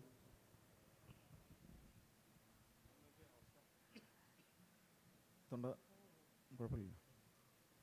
ഈ പ്രോഡക്റ്റ് എന്ന് പറയുന്ന ഒരു വാക്കിൽ നമ്മൾ ചില പ്രശ്നങ്ങളിലൂടെ കാണേണ്ടതുണ്ട്. അല്ല, ഞാൻ ആർട്ട് എന്നൊരു വാക്കേ വിശ്വസിക്കുന്നില്ല, പിന്നെ അതുകൊണ്ടാണ് പ്രോഡക്റ്റ്. ആർട്ട് എന്ന് പറയുന്നത് എനിക്ക് ഒരു തികച്ചും നമ്മുടെ അഹങ്കാരമായിട്ടേ ഞാൻ കാണുന്നുള്ളൂ. ഞാൻ എന്തോ സാധനം ഉണ്ടാക്കി നിങ്ങൾ കണ്ട് ആസ്വദിക്കൂ എന്ന് പറയുന്ന ഒരു അഹങ്കാരത്തിൻ്റെ പുറത്തുള്ളൊരു വാക്കായിട്ട് മാത്രമേ ഞാൻ ആർട്ടിനെ കാണുന്നുള്ളൂ. അപ്പോൾ അതുകൊണ്ട് ഇതൊരു പ്രോഡക്റ്റായിട്ട് കാണും. പിന്നെ ഇതൊരു ബിസിനസ് ആണെന്ന് തന്നെ ഉറച്ച് വിശ്വസിക്കുന്നുണ്ടാണ് അത് പ്രോഡക്റ്റ് എന്ന് പറഞ്ഞു. സോറി. ഓക്കെ, ഇതെല്ലാം പറയുമ്പോഴും പലതരം ആർട്ട് ഫോംസിൻ്റെ ഒരു സമ്മേളനം ഇതിനകത്ത് നടക്കുന്നുണ്ട് എന്നുള്ളത് ഇതിനകത്ത് പ്രവർത്തിക്കുന്ന എല്ലാവർക്കും അറിയാവുന്ന ഒരു കാര്യമാണ്. അപ്പോൾ ഇതിനോട് കോൺട്രാക്റ്റ് ചെയ്യുന്നോ ഈ ആർട്ട് ഫോം അല്ലെങ്കിൽ പ്രോഡക്റ്റ് എന്ന് പറയുന്ന നമ്മൾ എയർ ടൈറ്റ് ആയിട്ടുള്ള 2 കമ്പാർട്ട്മെൻറ്റ്സ് ആയിട്ട് എടുക്കണ്ട. ആമിറിന് ഇതിനെ പറ്റിയിട്ടുള്ള ഒരു കൺസെപ്റ്റ് എന്താണ്? അതിനെ ഒരു പ്രോഡക്റ്റ് എന്നുള്ള നിലയിൽ മാത്രമാണോ കാണുന്നത്, അതോ അതിനകത്ത് കലയുടെ ചില അംശങ്ങൾ കലരണമെന്നും അല്ലെങ്കിൽ അതിൻ്റെ എസ്തറ്റിക് ആയിട്ടുള്ള ചില വാല്യൂസ് അതിനകത്ത് പുലർത്തേണ്ടതുണ്ടെന്നും ഒക്കെയുള്ള, ഇപ്പോൾ ED ഇറങ്ങിക്കിടക്കുന്നു, ആയിഷ അതിനേക്കാൾ വേറിട്ട ഒരു ചലച്ചിത്രമായിരുന്നു. ഇങ്ങനെയുള്ള സിനിമകളിലൂടെ ഇപ്പോൾ അടുത്തത് ചെയ്യുന്നത് മറ്റൊരു തരത്തിലുള്ള സിനിമയായിരിക്കും. അപ്പോൾ എന്താണത് കാഴ്ചയെ സംബന്ധിക്കുന്ന, കലയെ സംബന്ധിക്കുന്ന, ഈ വിപണിയെ സംബന്ധിക്കുന്ന ഇതൊരു ഉൽപ്പന്നം എന്നുള്ള നിലയിൽ മാത്രം കാണുന്ന ആളാണോ, അല്ലെങ്കിൽ കലയെ, സിനിമയിലെ കലയെ ഏത് അനുപാതത്തിലാണ് ആമിർ കാണാൻ ആഗ്രഹിക്കുന്നത്? എനിക്ക് തോന്നുന്നത് നമ്മുടെ ഈ കല എന്ന് പറയുമ്പോൾ നേരത്തെ ഇപ്പോൾ വിപിൻദാസ് പറഞ്ഞതുപോലെ നമുക്കത് എത്രത്തോളം ആത്മാർത്ഥമായിട്ട് നമുക്ക് ആ ടേമിനോട് നമുക്ക് നിൽക്കാൻ പറ്റും എന്നുള്ളതാണ്. ഒരു മേക്കർ എന്ന അർത്ഥത്തിൽ ഇപ്പം ഞാൻ വളരെ പുതിയൊരു സിനിമാ സംവിധായകൻ, 2 സിനിമയെ ചെയ്തിട്ടുള്ളൂ. അപ്പോൾ എന്നെ സംബന്ധിച്ചിടത്തോളം സിനിമ തിയേറ്ററിൽ നമ്മൾ ടേം ഉപയോഗിക്കുക, തിയേറ്ററിൽ വർക്കാവുക എന്ന് പറയും. ഇപ്പോഴത്തെ ഒരു സാധനം തിയേറ്ററിൽ വർക്കാണോ അല്ലയോ എന്നുള്ളതാണ് നമ്മൾ നോക്കുക. തിയേറ്ററിൽ വർക്കായാൽ മാത്രം നിലനിന്ന് പോകാൻ പറ്റുന്ന ആൾക്കാരാണ് എനിക്ക് തോന്നുന്നു നമ്മളിവിടെ ഇരിക്കുന്ന ആൾക്കാരെല്ലാം എന്നാണ് ഞാൻ വിശ്വസിക്കുന്നത്. ഇപ്പോൾ OTT എന്ന് പറയുന്ന ഒരു പ്ലാറ്റ്ഫോമിനകത്തേക്ക് ഇപ്പോൾ ED എന്ന് പറയുന്ന ഒരു എക്സ്ട്രാ ഡീസൻ്റ് എന്ന് ഞാൻ ചെയ്ത സിനിമ അവരെടുക്കണമെങ്കിൽ, ഞാൻ പറഞ്ഞ അതിൻ്റെ ടേംസിൽ അവരെടുക്കണമെങ്കിൽ പോലും തിയേറ്ററിൽ വർക്കാവണം. തിയേറ്ററിൽ ഓടി തിയേറ്ററിൽ സക്സസ് ആയാൽ മാത്രമേ നമ്മൾ പറയുന്ന കണ്ടീഷൻ അത്. ഇപ്പോൾ ചിലപ്പോൾ നമ്മൾ 3 കോടി രൂപയ്ക്കോ അല്ലെങ്കിൽ 4 കോടി രൂപയ്ക്കാണ് EDയുടെ ടേംസ് സംസാരിക്കുന്നതെങ്കിൽ, ഒരു വലിയ സ്റ്റാർ അല്ലാത്തതുകൊണ്ട് തന്നെ സുരാജ് ചേട്ടനെ പോലത്തെ ഒരാൾ ചെയ്തൊരു സിനിമ ആയതുകൊണ്ട് അതിനിപ്പോൾ ഒരു 4 കോടി രൂപയാണ് നമ്മൾ പറയുന്നതെങ്കിൽ, തിയേറ്ററിൽ ഇപ്പോൾ 4ാമത്തെ ആഴ്ചയാണ്. കേരളത്തിൽ 50ഓളം സ്ക്രീനുകൾ ഇപ്പോഴും വീഡിയോ ഓടുന്നുണ്ട് എല്ലാ സിനിമകളും കൂടെ. ഞാൻ പറഞ്ഞത് അപ്പോൾ അത് അവർ പറയുന്ന ഇത്ര നമ്പർ ഓഫ് ഡേയ്സ് ഓടിയില്ല എങ്കിൽ ഈ OTT പ്ലാറ്റ്ഫോം അതിനെടുക്കില്ല. അപ്പോൾ സ്വാഭാവികമായിട്ട് നമ്മൾ നാളെ ഒരു പ്രൊജക്റ്റിനെ കുറിച്ച് ആലോചിക്കുമ്പോൾ ഓട്ടോമാറ്റിക്കലി അതൊരു പ്രൊഡക്റ്റായിട്ടായിരിക്കും എല്ലാവരും അത് ഉണ്ടാക്കാൻ ശ്രമിക്കുക. അപ്പോൾ അത് എനിക്ക് തോന്നുന്നത് എങ്ങനെയാണ് കാണുന്നതെന്ന് ചോദിച്ചു കഴിഞ്ഞാൽ കല കൂടി ഉൾപ്പെടുന്ന ഒരു പ്രൊഡക്റ്റ് എന്നായിരിക്കും എനിക്കതിനെക്കുറിച്ച് സിമ്പിളി പറയാൻ പറ്റുക. അപ്പോൾ അതിനകത്ത് നമുക്കിതിന് ഏറ്റവും ആത്യന്തികമായിട്ട് ഈ പറഞ്ഞതുപോലെ ഇതിന് പിന്നിൽ ഒരാൾ പണം മുടക്കി ഇതിൻ്റെ റിസൾട്ടിന് വേണ്ടി കാത്തിരിക്കുന്നുണ്ട്. ഈ പണം മുടക്കുന്നത് ഒന്നിലധികം ആൾക്കാരിലേക്കാണ് അദ്ദേഹം ആദ്യം ഇറക്കുക. അതിനെ ഡിപ്പെൻഡ് ചെയ്ത് നിൽക്കുന്ന ഒരുപാട് കുടുംബങ്ങളുണ്ടാവാം. അപ്പോൾ ആ കുടുംബങ്ങളെയൊക്കെ വെറുതെ തീറ്റിപ്പോറ്റാൻ വേണ്ടിയിട്ട് ഒരാൾ തയ്യാറാവില്ലല്ലോ. ഉറപ്പായിട്ടും അയാൾക്ക് അതിൻ്റെ ബാക്ക് കിട്ടേണ്ടി വരും. അപ്പോൾ അങ്ങനെ എന്താ വെച്ചാൽ ഒരു പ്രൊഡ്യൂസർ മാത്രം തൃപ്തിപ്പെടുന്നതാവണോ സിനിമ? അങ്ങനെയല്ല. ഈ പ്രേക്ഷകനെ തൃപ്തിപ്പെടുത്തുക എന്ന് പറയുമ്പോൾ ആ പ്രേക്ഷകൻ തിയേറ്ററിൽ പോയി വളരെ എനിക്ക് തോന്നുന്നു ചിലപ്പോൾ മുമ്പ് സംസാരിച്ചിട്ടുണ്ടാകും, വളരെ ലോജിക്കലി നോക്കുകയാണെങ്കിൽ ഒരു സിനിമ ഏറ്റവും കൂടുതൽ ആസ്വദിക്കാൻ പറ്റുന്നത് തിയേറ്ററിൽ ഇരുന്നിട്ടാണ്. അതിൻ്റെ എസ്തെറ്റിക്കലി ആണെങ്കിലും അതിൻ്റെ സൗണ്ട് കൊണ്ടാണെങ്കിലും ഒരു സിനിമ ഒരു കൂട്ടം ആൾക്കാർ കാണുമ്പോൾ ഉണ്ടാകുന്ന സ്വാഭാവികമായിട്ടും അതിൻ്റെ ചർച്ചകൾ, അതിൻ്റെ കൂടെയുള്ള ആൾക്കാർ ഒരുമിച്ചിരുന്ന് കാണുമ്പോഴുള്ള സുഖം, അതൊന്നും ചിലപ്പോൾ ഒറ്റയ്ക്ക് ഇരുന്ന് കാണുമ്പോൾ കിട്ടണമെന്നില്ല. അതിൻ്റെ വളരെ ജനറൽ ആയിട്ടുള്ള ബേസിക് ആയിട്ടുള്ള കാര്യങ്ങളാണ്. തിയേറ്റർ എക്സ്പീരിയൻസ് ആണോ മികച്ചത്, OTT ആണോ എന്ന് ചോദിച്ചാൽ സിംപ്ലി നമുക്ക് പറയാൻ പറ്റും തിയേറ്റർ ആണെന്ന്. പക്ഷേ ഒരു മേക്കർ സൈഡ് നിന്നിട്ട് നമ്മൾ ആലോചിക്കുമ്പോൾ നമ്മളൊരു സിനിമ ചെയ്യുന്നു. ഇപ്പോൾ എക്സ്ട്രാ ഡീസൻ്റ് എന്നുള്ള സിനിമ ഞാൻ ചെയ്തിട്ട് എനിക്കത് നേരിട്ട് OTTയിലേക്ക് റിലീസ് ചെയ്യാൻ പറ്റിയാൽ പോലും ഞാൻ ചിലപ്പോൾ ഓക്കെ ആയിരിക്കും, ഞാൻ ചിലപ്പോൾ ഹാപ്പി ആയിരിക്കും. കാരണം ഈ പറഞ്ഞതുപോലെ കേരളത്തിൽ അങ്ങോളം ഇങ്ങോളമുള്ള ഒരു 100-200 സ്ക്രീനുകൾ പ്രദർശിപ്പിച്ച അത് കാണാൻ സാധ്യതയുള്ള ആൾക്കാർ എന്ന് പറയുന്നത് ഈ നേരത്തെ പറഞ്ഞ പോലെ 1 ലക്ഷം 2 ലക്ഷം 3 ലക്ഷം ആൾക്കാരായിരിക്കും ടോട്ടലി കാണുക, അല്ലെങ്കിൽ ഒരു 10 ലക്ഷം ആൾക്കാർ കാണുമായിരിക്കും. അവരുടെ ഇടയിൽ തന്നെ ഈ സിനിമ ഏതർത്ഥത്തിലായിരിക്കും, വിജയിക്കുമോ പരാജയപ്പെടുമോ എന്നൊക്കെ നമ്മൾ നോക്കുക. ഡിപ്പെൻഡ്സ് ഓൺ ആൾക്കാരുടെ കാഴ്ച അനുഭവം, അവർക്കിത് നേരത്തെ പറഞ്ഞ പോലെ വർക്കായോ ഇല്ലയോ എന്നൊക്കെ കാര്യങ്ങൾ വെച്ചിട്ടായിരിക്കും. അതേസമയം OTT എന്നൊരു പരിപാടിയിലേക്ക് ഇറങ്ങുന്ന സമയത്ത് സ്വാഭാവികമായിട്ടും നമുക്ക് അതിൻ്റെ ഈ തിയേറ്റർ റിസ്ക് എന്ന് പറയുന്ന ഒരു എലമെൻറ്റ് അവിടെ ഇല്ല. ഇപ്പോൾ ഭീഷ്മ എന്നുള്ള സിനിമ ഞാൻ എന്തെങ്കിലും ഡിസ്കസ് സമയത്ത് കേട്ടോ, പാമലേട്ടൻ്റെ അടുത്ത് ആദ്യം ഭീഷ്മ അവർ ആദ്യം ചിന്തിച്ചിരുന്നത് നേരിട്ട് OTT റിലീസ് ചെയ്യാനായിരുന്നു പ്ലാൻ ചെയ്തിരുന്നതും പിന്നീട് അവരത് തിയേറ്ററിലേക്ക് കൂടി കൺസിഡർ ചെയ്തു എന്നുള്ളതാണ്. അപ്പോൾ വലിയൊരു സ്റ്റാറുള്ള സിനിമ, അല്ലെങ്കിൽ ആൾക്കാർക്ക് കാണാൻ താല്പര്യപ്പെടുന്ന മുഖങ്ങളുള്ള സിനിമ, അതിപ്പോൾ തിയേറ്ററിലാണെങ്കിലും OTTയിലൊക്കെ ആണെങ്കിലും ആൾക്കാർക്ക് സ്വാഭാവികമായും അതിലേക്ക് എത്തിപ്പെടാൻ, കാരണം സിനിമ എന്നുള്ളതൊരു കുറച്ചുകൂടി വൈഡായിട്ടുള്ള ആൾക്കാർ, അല്ലെങ്കിൽ കുറച്ചും കൂടി വൈഡായിട്ട് പോപ്പുലാരിറ്റി ഉള്ളൊരു ആർട്ട് അല്ലെങ്കിൽ കല എന്ന് നമ്മൾ പറയുന്നതുകൊണ്ട് തന്നെ ഈ പറയുന്ന മുഖപരിചയമുള്ള അല്ലെങ്കിൽ നമുക്ക് ഇഷ്ടമുള്ള മുഖങ്ങളെ വെച്ച് കാണുന്ന സിനിമകൾ ഏത് പ്ലാറ്റ്ഫോമിൽ എങ്ങനെ വന്നിറങ്ങിയാലും ആൾക്കാർക്ക് കാണാൻ തയ്യാറാണ്. അതല്ലാത്ത ഒരു സിനിമ, ഇപ്പോൾ ബ്രോൻ്റെ ഫെമിനിച്ചി ഫാത്തിമ എന്നുള്ള സിനിമ കണ്ടന്റ് വൈസ് ആ സിനിമ വളരെ സ്ട്രോങ് ആണെന്നുള്ളതും അതൊരുപാട് ആൾക്കാർ കാണണമെന്നും എല്ലാവരും കണ്ട ആൾക്കാരൊക്കെ ഇത് എങ്ങനെയെങ്കിലും തിയേറ്ററിൽ എത്തുക എന്നുള്ളത് ചിലപ്പോൾ ഫാസിൽ ആഗ്രഹിക്കുന്നതിനോടൊപ്പം തന്നെ നമ്മളെല്ലാവരും ആഗ്രഹിക്കുന്നുണ്ടാവും. അതെങ്ങനെയെങ്കിലും ഒന്ന് ആൾക്കാർ കാണുക, അതിലൂടെ പറയുന്ന കഥ, അതിൻ്റെ കഥാപരിസരങ്ങൾ എല്ലാവരും ഒരുപോലെ കാണേണ്ടതുണ്ട് എന്നുള്ളത്. അപ്പോൾ അതിപ്പോൾ ഫാസിൽ പറഞ്ഞ പോലെ യൂട്യൂബിൽ ഇട്ട് കഴിഞ്ഞാലും ഈ പറഞ്ഞ എല്ലാ ആൾക്കാരും കാണും. പക്ഷേ തിയേറ്ററിൽ വരുമ്പോൾ ഈ തിയേറ്ററിൽ നിന്നുള്ള നിർബന്ധം ആർക്കാണ്, ഈ തിയേറ്ററിൽ എത്തേണ്ടതിൻ്റെ ആവശ്യം എന്താണ് എന്നുള്ളത്, ഈ ഒരു ഇൻഡസ്ട്രി നിലനിൽക്കണമെങ്കിൽ, ഞാൻ പറഞ്ഞ ഇൻഡസ്ട്രി വളരെ ശക്തമായിട്ട് ഇന്നുള്ളതുപോലെ വളരെ കണ്ടന്റ് ബേസ്ഡ് ആയിട്ടുള്ളതും അതുപോലെ ഒരുപാട് വിജയ ചിത്രങ്ങളൊക്കെ വരണമെങ്കിൽ സിനിമ തിയേറ്ററിൽ ഇറങ്ങേണ്ടതുണ്ട്. അങ്ങനെ ഒരു നിർബന്ധം ഉണ്ടെന്ന് വിശ്വസിക്കുന്ന ഒരാളാണ് ഞാൻ. മറ്റേത് ഞാൻ പറഞ്ഞ രണ്ട് അർത്ഥത്തിലും കോണ്ടസ്റ്റ് ഉണ്ട്. പക്ഷെ എന്നാൽ പോലും തിയേറ്ററിൽ ഒരു സിനിമ വരിക, ആ തിയേറ്ററിലൂടെ തന്നെ സിനിമ ഇൻഡസ്ട്രിക്ക് നിലനിന്ന് പോകാൻ ആവശ്യമായ ഊർജ്ജം തിയേറ്ററിൽ നിന്നേ കിട്ടുള്ളൂ. കാരണം മറ്റൊക്കെ മൾട്ടിനാഷണൽ കമ്പനിയാണ്, ഏത് നിമിഷം വേണമെങ്കിലും അവരവരുടെ ടേംസ് ആൻഡ് കണ്ടീഷൻസ് ഒക്കെ മാറ്റാം. പക്ഷേ പ്രേക്ഷകൻ്റെ ടേംസ് ആൻഡ് കണ്ടീഷൻസ് എല്ലാ സമയവും ലൈവായി നിൽക്കുക തിയേറ്ററിലായിരിക്കും. ഞാൻ അനുരാജിനോട് ചോദിക്കാനുള്ളൊരു സംശയം, ഈ കോണ്ടക്സ്റ്റിൽ ഇവർ രണ്ടുപേരും പറഞ്ഞതിൻ്റെ ഒരു പശ്ചാത്തലത്തിൽ വിശ്വസാഹിത്യത്തിലെ വലിയ 2 കൃതികൾ അടുത്ത കാലത്ത് നെറ്റ്ഫ്ലിക്സ് കൊണ്ടുവരികയുണ്ടായി. 100 Years of Solitude എന്ന് പറയുന്ന ഒരു കൃതിയുടെ പകർപ്പവകാശം കിട്ടാൻ വേണ്ടിയിട്ട് സിനിമാക്കാർ മുഴുവൻ കാത്തുകെട്ടിയിരുന്നൊരു സാധനമാണ്. അത് നെറ്റ്ഫ്ലിക്സിലാണ് വന്നത്. അയാൾ മാർക്വേസ് എന്ന് പറയുന്ന എഴുത്തുകാരൻ ഏറ്റവും ആരാധനയോടെ കണ്ടിരുന്ന, അദ്ദേഹത്തിന് ആ നോവൽ ഹൃദയസ്ഥമായിരുന്നു, കമ്പോട് കമ്പ് വായിക്കാനായിട്ട് അറിയാമായിരുന്നു. പെഡ്രോ പെരാമോ എന്ന് പറയുന്ന ഹുവാൻ റോൾഫോയുടെ നോവൽ, അതും വന്നത് ഈ OTT പ്ലാറ്റ്ഫോമിലാണ്.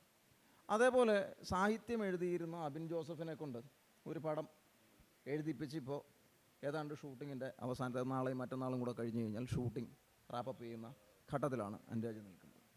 അപ്പോൾ ഒരു എഴുത്തുകാരനെ ചൂസ് ചെയ്യുമ്പോൾ ഇങ്ങനെ സാഹിത്യവുമായിട്ട് ബന്ധമുണ്ടായിരുന്ന അബിനെ ഒരാളെ ഇരുത്തിയൊക്കെ എഴുതിക്കുമ്പോൾ ഈ പറഞ്ഞ പ്രോഡക്റ്റ് എന്ന് പറയുന്ന ഒരൊറ്റ അംശം അത് വിപിൻ ദാസ് വിശദീകരിച്ച തരത്തിലായിരുന്നു ഈ നരിവേട്ട എന്ന് പറയുന്ന ടോവിനോ ചിത്രത്തെ കാണുന്നത്. അല്ലെങ്കിൽ അതിൻ്റെ എസ്തെറ്റിക് ഘടകങ്ങളെ പറ്റിയിട്ടോ ഒരു ആർട്ട് ഫോം എന്നുള്ള നിലയിലുള്ള ഐഡൻറ്റിറ്റിയെക്കുറിച്ചിട്ടോ ഒന്നും ഇന്നേ വരെ ചിന്തിച്ചിട്ടില്ല. ഇത് നമുക്ക് ഭക്ഷണവുമായിട്ട് ബന്ധപ്പെടുത്തി വേണമെങ്കിൽ ചിന്തിക്കാം. നമുക്ക് ബിരിയാണി ഒരു ഉൽപ്പന്നമാണ്. ബിരിയാണി കാശിന് നമ്മൾ മേടിക്കുകയും ക്രയവിക്രയം ചെയ്യുന്ന ഒരു സാധനമാണ്. സിനിമയും അങ്ങനെ തന്നെയാണ്, ഒരു പുസ്തകവും അങ്ങനെ തന്നെയാണ്. പ്രൈസ് ടാഗുള്ള സാധനം എല്ലാം കമ്മോഡിറ്റിയാണ്. പക്ഷേ നമ്മളൊരു ബിരിയാണിക്കകത്ത് രുചി എന്ന് പറയുന്ന ഒരു സംഗതി അതിനകത്ത് ഉണ്ടാകുന്നില്ലേ? പാചകകല എന്ന് പറയുന്ന ഒരു സാധനം ഉണ്ടാകുന്നില്ല. പാചകത്തെ സംബന്ധിക്കുന്ന ചില സങ്കല്പങ്ങൾ ഉണ്ടാകുന്നില്ല. അപ്പോൾ ഇത്തരത്തിലുള്ള ഈ ആർട്ട് ഫോം പ്രോഡക്റ്റ് എന്ന് പറയുന്ന ഒരു സംഘർഷം ഇവിടെ ഈ വർത്തമാനങ്ങളിലുണ്ടായല്ലോ. അപ്പോൾ എങ്ങനെയാണ് ഈ നരിവേട്ടയുടെ കാര്യത്തിൽ അത് എന്തായിരുന്നു അതിൻ്റെ ഒരു സങ്കല്പം? ഇപ്പം വിപിൻ ചേട്ടനും ആമിർ വരുന്നതിന് മുമ്പ് നമ്മൾ ഡിസ്കസ് ചെയ്ത കാര്യം, അതായത് ഇപ്പം OTT ഭയങ്കരമായി നമുക്കിവിടെ ഫ്യൂച്ചർ OTT ആണെന്ന് തോന്നിപ്പിക്കുന്ന ഒരു ഘട്ടം ഉണ്ടായിരുന്നു കോവിഡ് സമയത്ത്. അപ്പം ഞാൻ അടക്കമുള്ള ആൾക്കാർ നമ്മളെല്ലാവരും ഇനി OTTയിലാണ് സിനിമ വരാൻ പോകുന്ന തരത്തിൽ. അപ്പം ഞാൻ അന്നും വിശ്വസിച്ചിരുന്ന ഈ ലോകമഹായുദ്ധങ്ങളെ അതിജീവിച്ച ഇൻഡസ്ട്രിയാണ് നമ്മുടേത്. അപ്പോൾ OTT അത്തരത്തിൽ ആ ചർച്ചയിൽ നിന്ന് മാറി ഇപ്പോൾ കഴിഞ്ഞ കുറച്ച് കാലങ്ങളായി 5 or 100 കോടി സിനിമകൾ തിയേറ്ററിൽ വന്നുകൊണ്ടിരിക്കുകയാണ്. അപ്പോൾ ഈ ചർച്ച അനവസരത്തിലാണെന്ന് പോലും ഞാൻ തുടക്കത്തിൽ പറയേണ്ടായി. പിന്നെ OTT പ്ലാറ്റ്ഫോമുകളുടെ നമ്മുടെ മലയാളം സിനിമകളോടുള്ള അവരുടെ സമീപനം അവർ ടോട്ടലി മാറി. ഇപ്പോൾ അടുത്ത വർഷത്തേക്ക് മെയിൻ OTT പ്ലാറ്റ്ഫോമുകളൊക്കെ ഒരു 5 or 6 സിനിമകളാണ് അവരെടുക്കാൻ തീരുമാനിച്ചിരിക്കുന്നത്. അത് തന്നെ അവരുടെ ക്രൈറ്റീരിയ ഉണ്ട്. ഇപ്പം വലിയ സക്സസ്ഫുൾ ഫിലിം മേക്കേഴ്സിൻ്റെ സിനിമകൾ, അല്ലെങ്കിൽ തിയേറ്ററിൽ ഓടുന്ന അവർക്ക് തോന്നിക്കുന്ന സിനിമകൾ, അല്ലെങ്കിൽ തിയേറ്ററിൽ ഓടിയ സിനിമകൾ എന്ന തരത്തിൽ അവർക്ക് ക്രൈറ്റീരിയ ഉണ്ട്. നമുക്കിപ്പോൾ ഒരു വർഷം, ഇപ്പോൾ കഴിഞ്ഞ വർഷം ലാസ്റ്റ് നമുക്ക് ഏതാണ്ട് 300ഓളം സിനിമകൾ ഇവിടെ പ്രൊഡ്യൂസ് ചെയ്യപ്പെട്ടിരുന്നു. അതിൽ ലാഭം ഇത്ര, നഷ്ടം ഇത്ര എന്നൊക്കെ പറഞ്ഞിട്ട് ലിസ്റ്റ് വന്നിരുന്നു. അപ്പോൾ ഈ 300 സിനിമകൾ ലോകത്തിലെ എല്ലാ OTTകൾ പരിഗണിച്ചാലും 300 സിനിമകൾ എടുക്കാൻ പറ്റത്തില്ല, വിറ്റുപോവില്ല. പിന്നെ എന്നെ സംബന്ധിച്ചിട്ട് ഇപ്പോൾ വിപിൻ ചേട്ടൻ പറഞ്ഞതിൽ കുറച്ച് വിപരീത ദിശയിൽ സഞ്ചരിക്കുന്ന ഒരാളാണ് ഞാൻ. അതുകൊണ്ടാണ് ഞാനിപ്പോൾ ഇഷ്ക് 2019 സിനിമ റിലീസ് ചെയ്തത്. അതിനുശേഷം 5 വർഷം കഴിയുന്നു മറ്റൊരു സിനിമയിലേക്ക്. ഇടയ്ക്കൊരു സിനിമ പ്ലാൻ ചെയ്തിരുന്നു, അത് ഓൺ ഗോയിങ് ആണ്. അപ്പോൾ എന്നെ സംബന്ധിച്ചിട്ട് എനിക്കിതിൻ്റെ ബിസിനസ് ആസ്പെക്റ്റിനെ കുറിച്ചൊന്നും വലിയ ധാരണയില്ല. ഞാൻ തിയേറ്ററിൽ പോയി സിനിമ ആസ്വദിക്കുന്നു. ഇന്ന മൊമെൻറ്റിൽ അവർ കൈയടിക്കുന്നുണ്ട്, ഇന്ന മൊമെൻറ്റിൽ അവർ കരയുന്നുണ്ട്, കൂടെ ഇരിക്കുന്നു. അതാണ് ഞാൻ തിയേറ്ററിലാണ് എനിക്ക് ഇതിൻ്റെ ഒരു എവല്യൂഷൻ സംഭവിക്കുന്നത്. എൻ്റെ ഫിലിം മേക്കറിൻ്റെ ഒരു മാറ്റം അല്ലെങ്കിൽ കാഴ്ച രൂപീകരിച്ച് വരുന്നത്. ഈ സങ്കേതത്തിൻ്റെ ഒരു ഗുണം അത് തന്നെയാണെന്ന് വിശ്വസിക്കുന്നു. കൂട്ടായ്മയുടെ ഒരു സങ്കേതമുണ്ട് എന്ന് വിശ്വസിക്കുന്നു. അപ്പം അങ്ങനെ കണ്ട് ചെറുപ്പം മുതലേ സിനിമകൾ കണ്ട് അതിലൊരു ഇക്വേഷൻ എൻ്റെ ഉള്ളിൽ രൂപപ്പെട്ടു എന്ന് ഞാൻ വിശ്വസിക്കുന്നു. അപ്പോൾ ഞാനൊരു കഥ ചൂസ് ചെയ്യുന്നു, ആ കഥ എന്നെ കൺവിൻസ് ചെയ്യിപ്പിക്കുന്നു, ആ കഥ ഞാൻ ഒരു പ്രൊഡ്യൂസറെ കൺവിൻസ് ചെയ്യിപ്പിക്കുന്നു. ബാക്കിയുള്ളത് പ്രൊഡ്യൂസറിൻ്റെ ജോലിയാണ് എന്ന് വിശ്വസിക്കുന്നതാണ്. അപ്പോൾ അതിൽ നമുക്ക് ഇപ്പോൾ പുതിയ കാലത്ത് ഇപ്പോൾ പ്രൊമോഷൻ, മാർക്കറ്റിംഗ് എന്നൊക്കെ പറഞ്ഞിട്ട് വലിയൊരു മേഖലയുണ്ട്. ഒരു ഫിലിം മേക്കർ പഠിച്ചിരിക്കേണ്ടതായിട്ടുള്ള മേഖലയുണ്ട്. അതിൽ ഞാൻ ഭയങ്കര വീക്കാണ്. അപ്പോൾ ഞാനിപ്പോൾ അബിൻ്റെ കൂർഗിഞ്ചി എന്നുള്ള കഥയാണ് ഞാൻ ആദ്യം ഞാനും കൂടി ചെയ്യാൻ ഉദ്ദേശിക്കുന്ന സിനിമ. അത് നമ്മളിപ്പോൾ പൃഥ്വിരാജിൻ്റെ അടുത്ത് പറഞ്ഞിരിക്കുകയാണ്, പുള്ളി അത് ചെയ്യാം എന്ന് ഒരു വാക്ക് നമുക്ക് തന്നിട്ടുണ്ട്. അതിന് സ്ക്രിപ്റ്റിൻ്റെ ടേംസിൽ. അപ്പോൾ മാതൃഭൂമി ആയിഷപ്പൂവിൽ വന്നൊരു ചെറിയ കഥ നമ്മൾ സ്ക്രിപ്റ്റാക്കി അത് വലിയൊരു ആർട്ടിസ്റ്റിൻ്റെ അടുത്ത് പോയി പറയുന്നു. അത് അയാൾക്ക് വർക്കാവുന്ന ഇനി ഒരു പ്രൊഡ്യൂസർ കണ്ടെത്തണം. ഇതാണ് എൻ്റെ ജോലി. വാർഷിക പതിപ്പിൽ അതെ. അപ്പോൾ അതിനുശേഷമാണ് ഇങ്ങനൊരു മറ്റൊരു കഥ അവൻ്റെ കയ്യിലുണ്ടെന്ന് പറയുന്നു. ആ കഥയിലും ഈ പറയുന്ന പോലെ എൻ്റെ ജീവിത പരിസരത്ത് എനിക്ക് ചെയ്യാൻ ആഗ്രഹിക്കുന്ന സിനിമാ പരിസരമുണ്ട്. ഞാൻ കണ്ടെത്തിയിരിക്കുന്ന ഒരു പരിസരമുണ്ട്. അതിൻ്റെ അപ്പുറത്ത് എനിക്ക് ആസ്വദിക്കാനേ പറ്റുള്ളൂ. ഇപ്പം ഗുരുവായൂർ അമ്പലനടയിൽ പോലത്തെ സിനിമ എനിക്ക് ഉണ്ടാക്കാൻ പറ്റില്ല. അത് ഞാൻ പക്ഷേ തിയേറ്ററിൽ എനിക്ക് ആസ്വദിക്കാൻ പറ്റും. അതിൽ എനിക്ക് സങ്കടവുമില്ല. പക്ഷേ എനിക്ക് എൻ്റേതായ ഒരു ദിശയുണ്ട്, ഒരു മാർഗമുണ്ട്. എൻ്റെ സിനിമകൾ അങ്ങനെ ഒരു സിനിമ ചെയ്തിട്ടുള്ളൂ. അപ്പോൾ ആ സിനിമകൾക്ക് ഇപ്പം നരിവേട്ട പോലും തിയേറ്ററിൽ വർക്കായില്ലെങ്കിൽ ഞാൻ അതിൽ നിന്ന് പാഠം ഉൾക്കൊള്ളുമായിരിക്കും എന്ന തരത്തിൽ എൻ്റെ ആ മാറ്റം എവല്യൂഷൻ സംഭവിക്കേണ്ടതാണ്. നമുക്ക് നേരത്തെ പ്രീ പ്ലാൻഡ് ആയിട്ട് ഇപ്പോൾ ഒരു ഇക്വേഷൻ ഉണ്ട്. ഇപ്പം തെലുങ്ക് പടങ്ങളിലൊക്കെ ഇപ്പോൾ 10 മിനിറ്റിൽ ഫൈറ്റ്, 20 മിനിറ്റിൽ ഐറ്റം സോങ്, 45 മിനിറ്റിൽ നായികയായിട്ടുള്ള കോൺഫ്ലിക്റ്റ്, അങ്ങനത്തെ പറഞ്ഞിട്ട് ഇക്വേഷൻ സിനിമകളുണ്ട്. ആ സിനിമകൾക്ക് കഴിഞ്ഞ കുറച്ച് കാലങ്ങളായി വന്നുകൊണ്ടിരിക്കുന്ന അവസ്ഥകളും നമ്മൾ കണ്ടു. നോർത്ത് സിനിമകൾ കാണുന്ന അവസ്ഥകളും നമ്മൾ കാണുന്നുണ്ട്. അപ്പം സിനിമയിൽ നമുക്ക് കൃത്യമായ ഒരു സിനിമ ഇത് വർക്കാവും, ഈ സീൻ വർക്കാവും, അല്ലെങ്കിൽ ഈ സിനിമ വർക്കാവും, ഈ ഐഡിയ വർക്കാവുമെന്ന് നമുക്ക് പ്രീ പ്ലാൻ ചെയ്യാനേ പറ്റില്ല.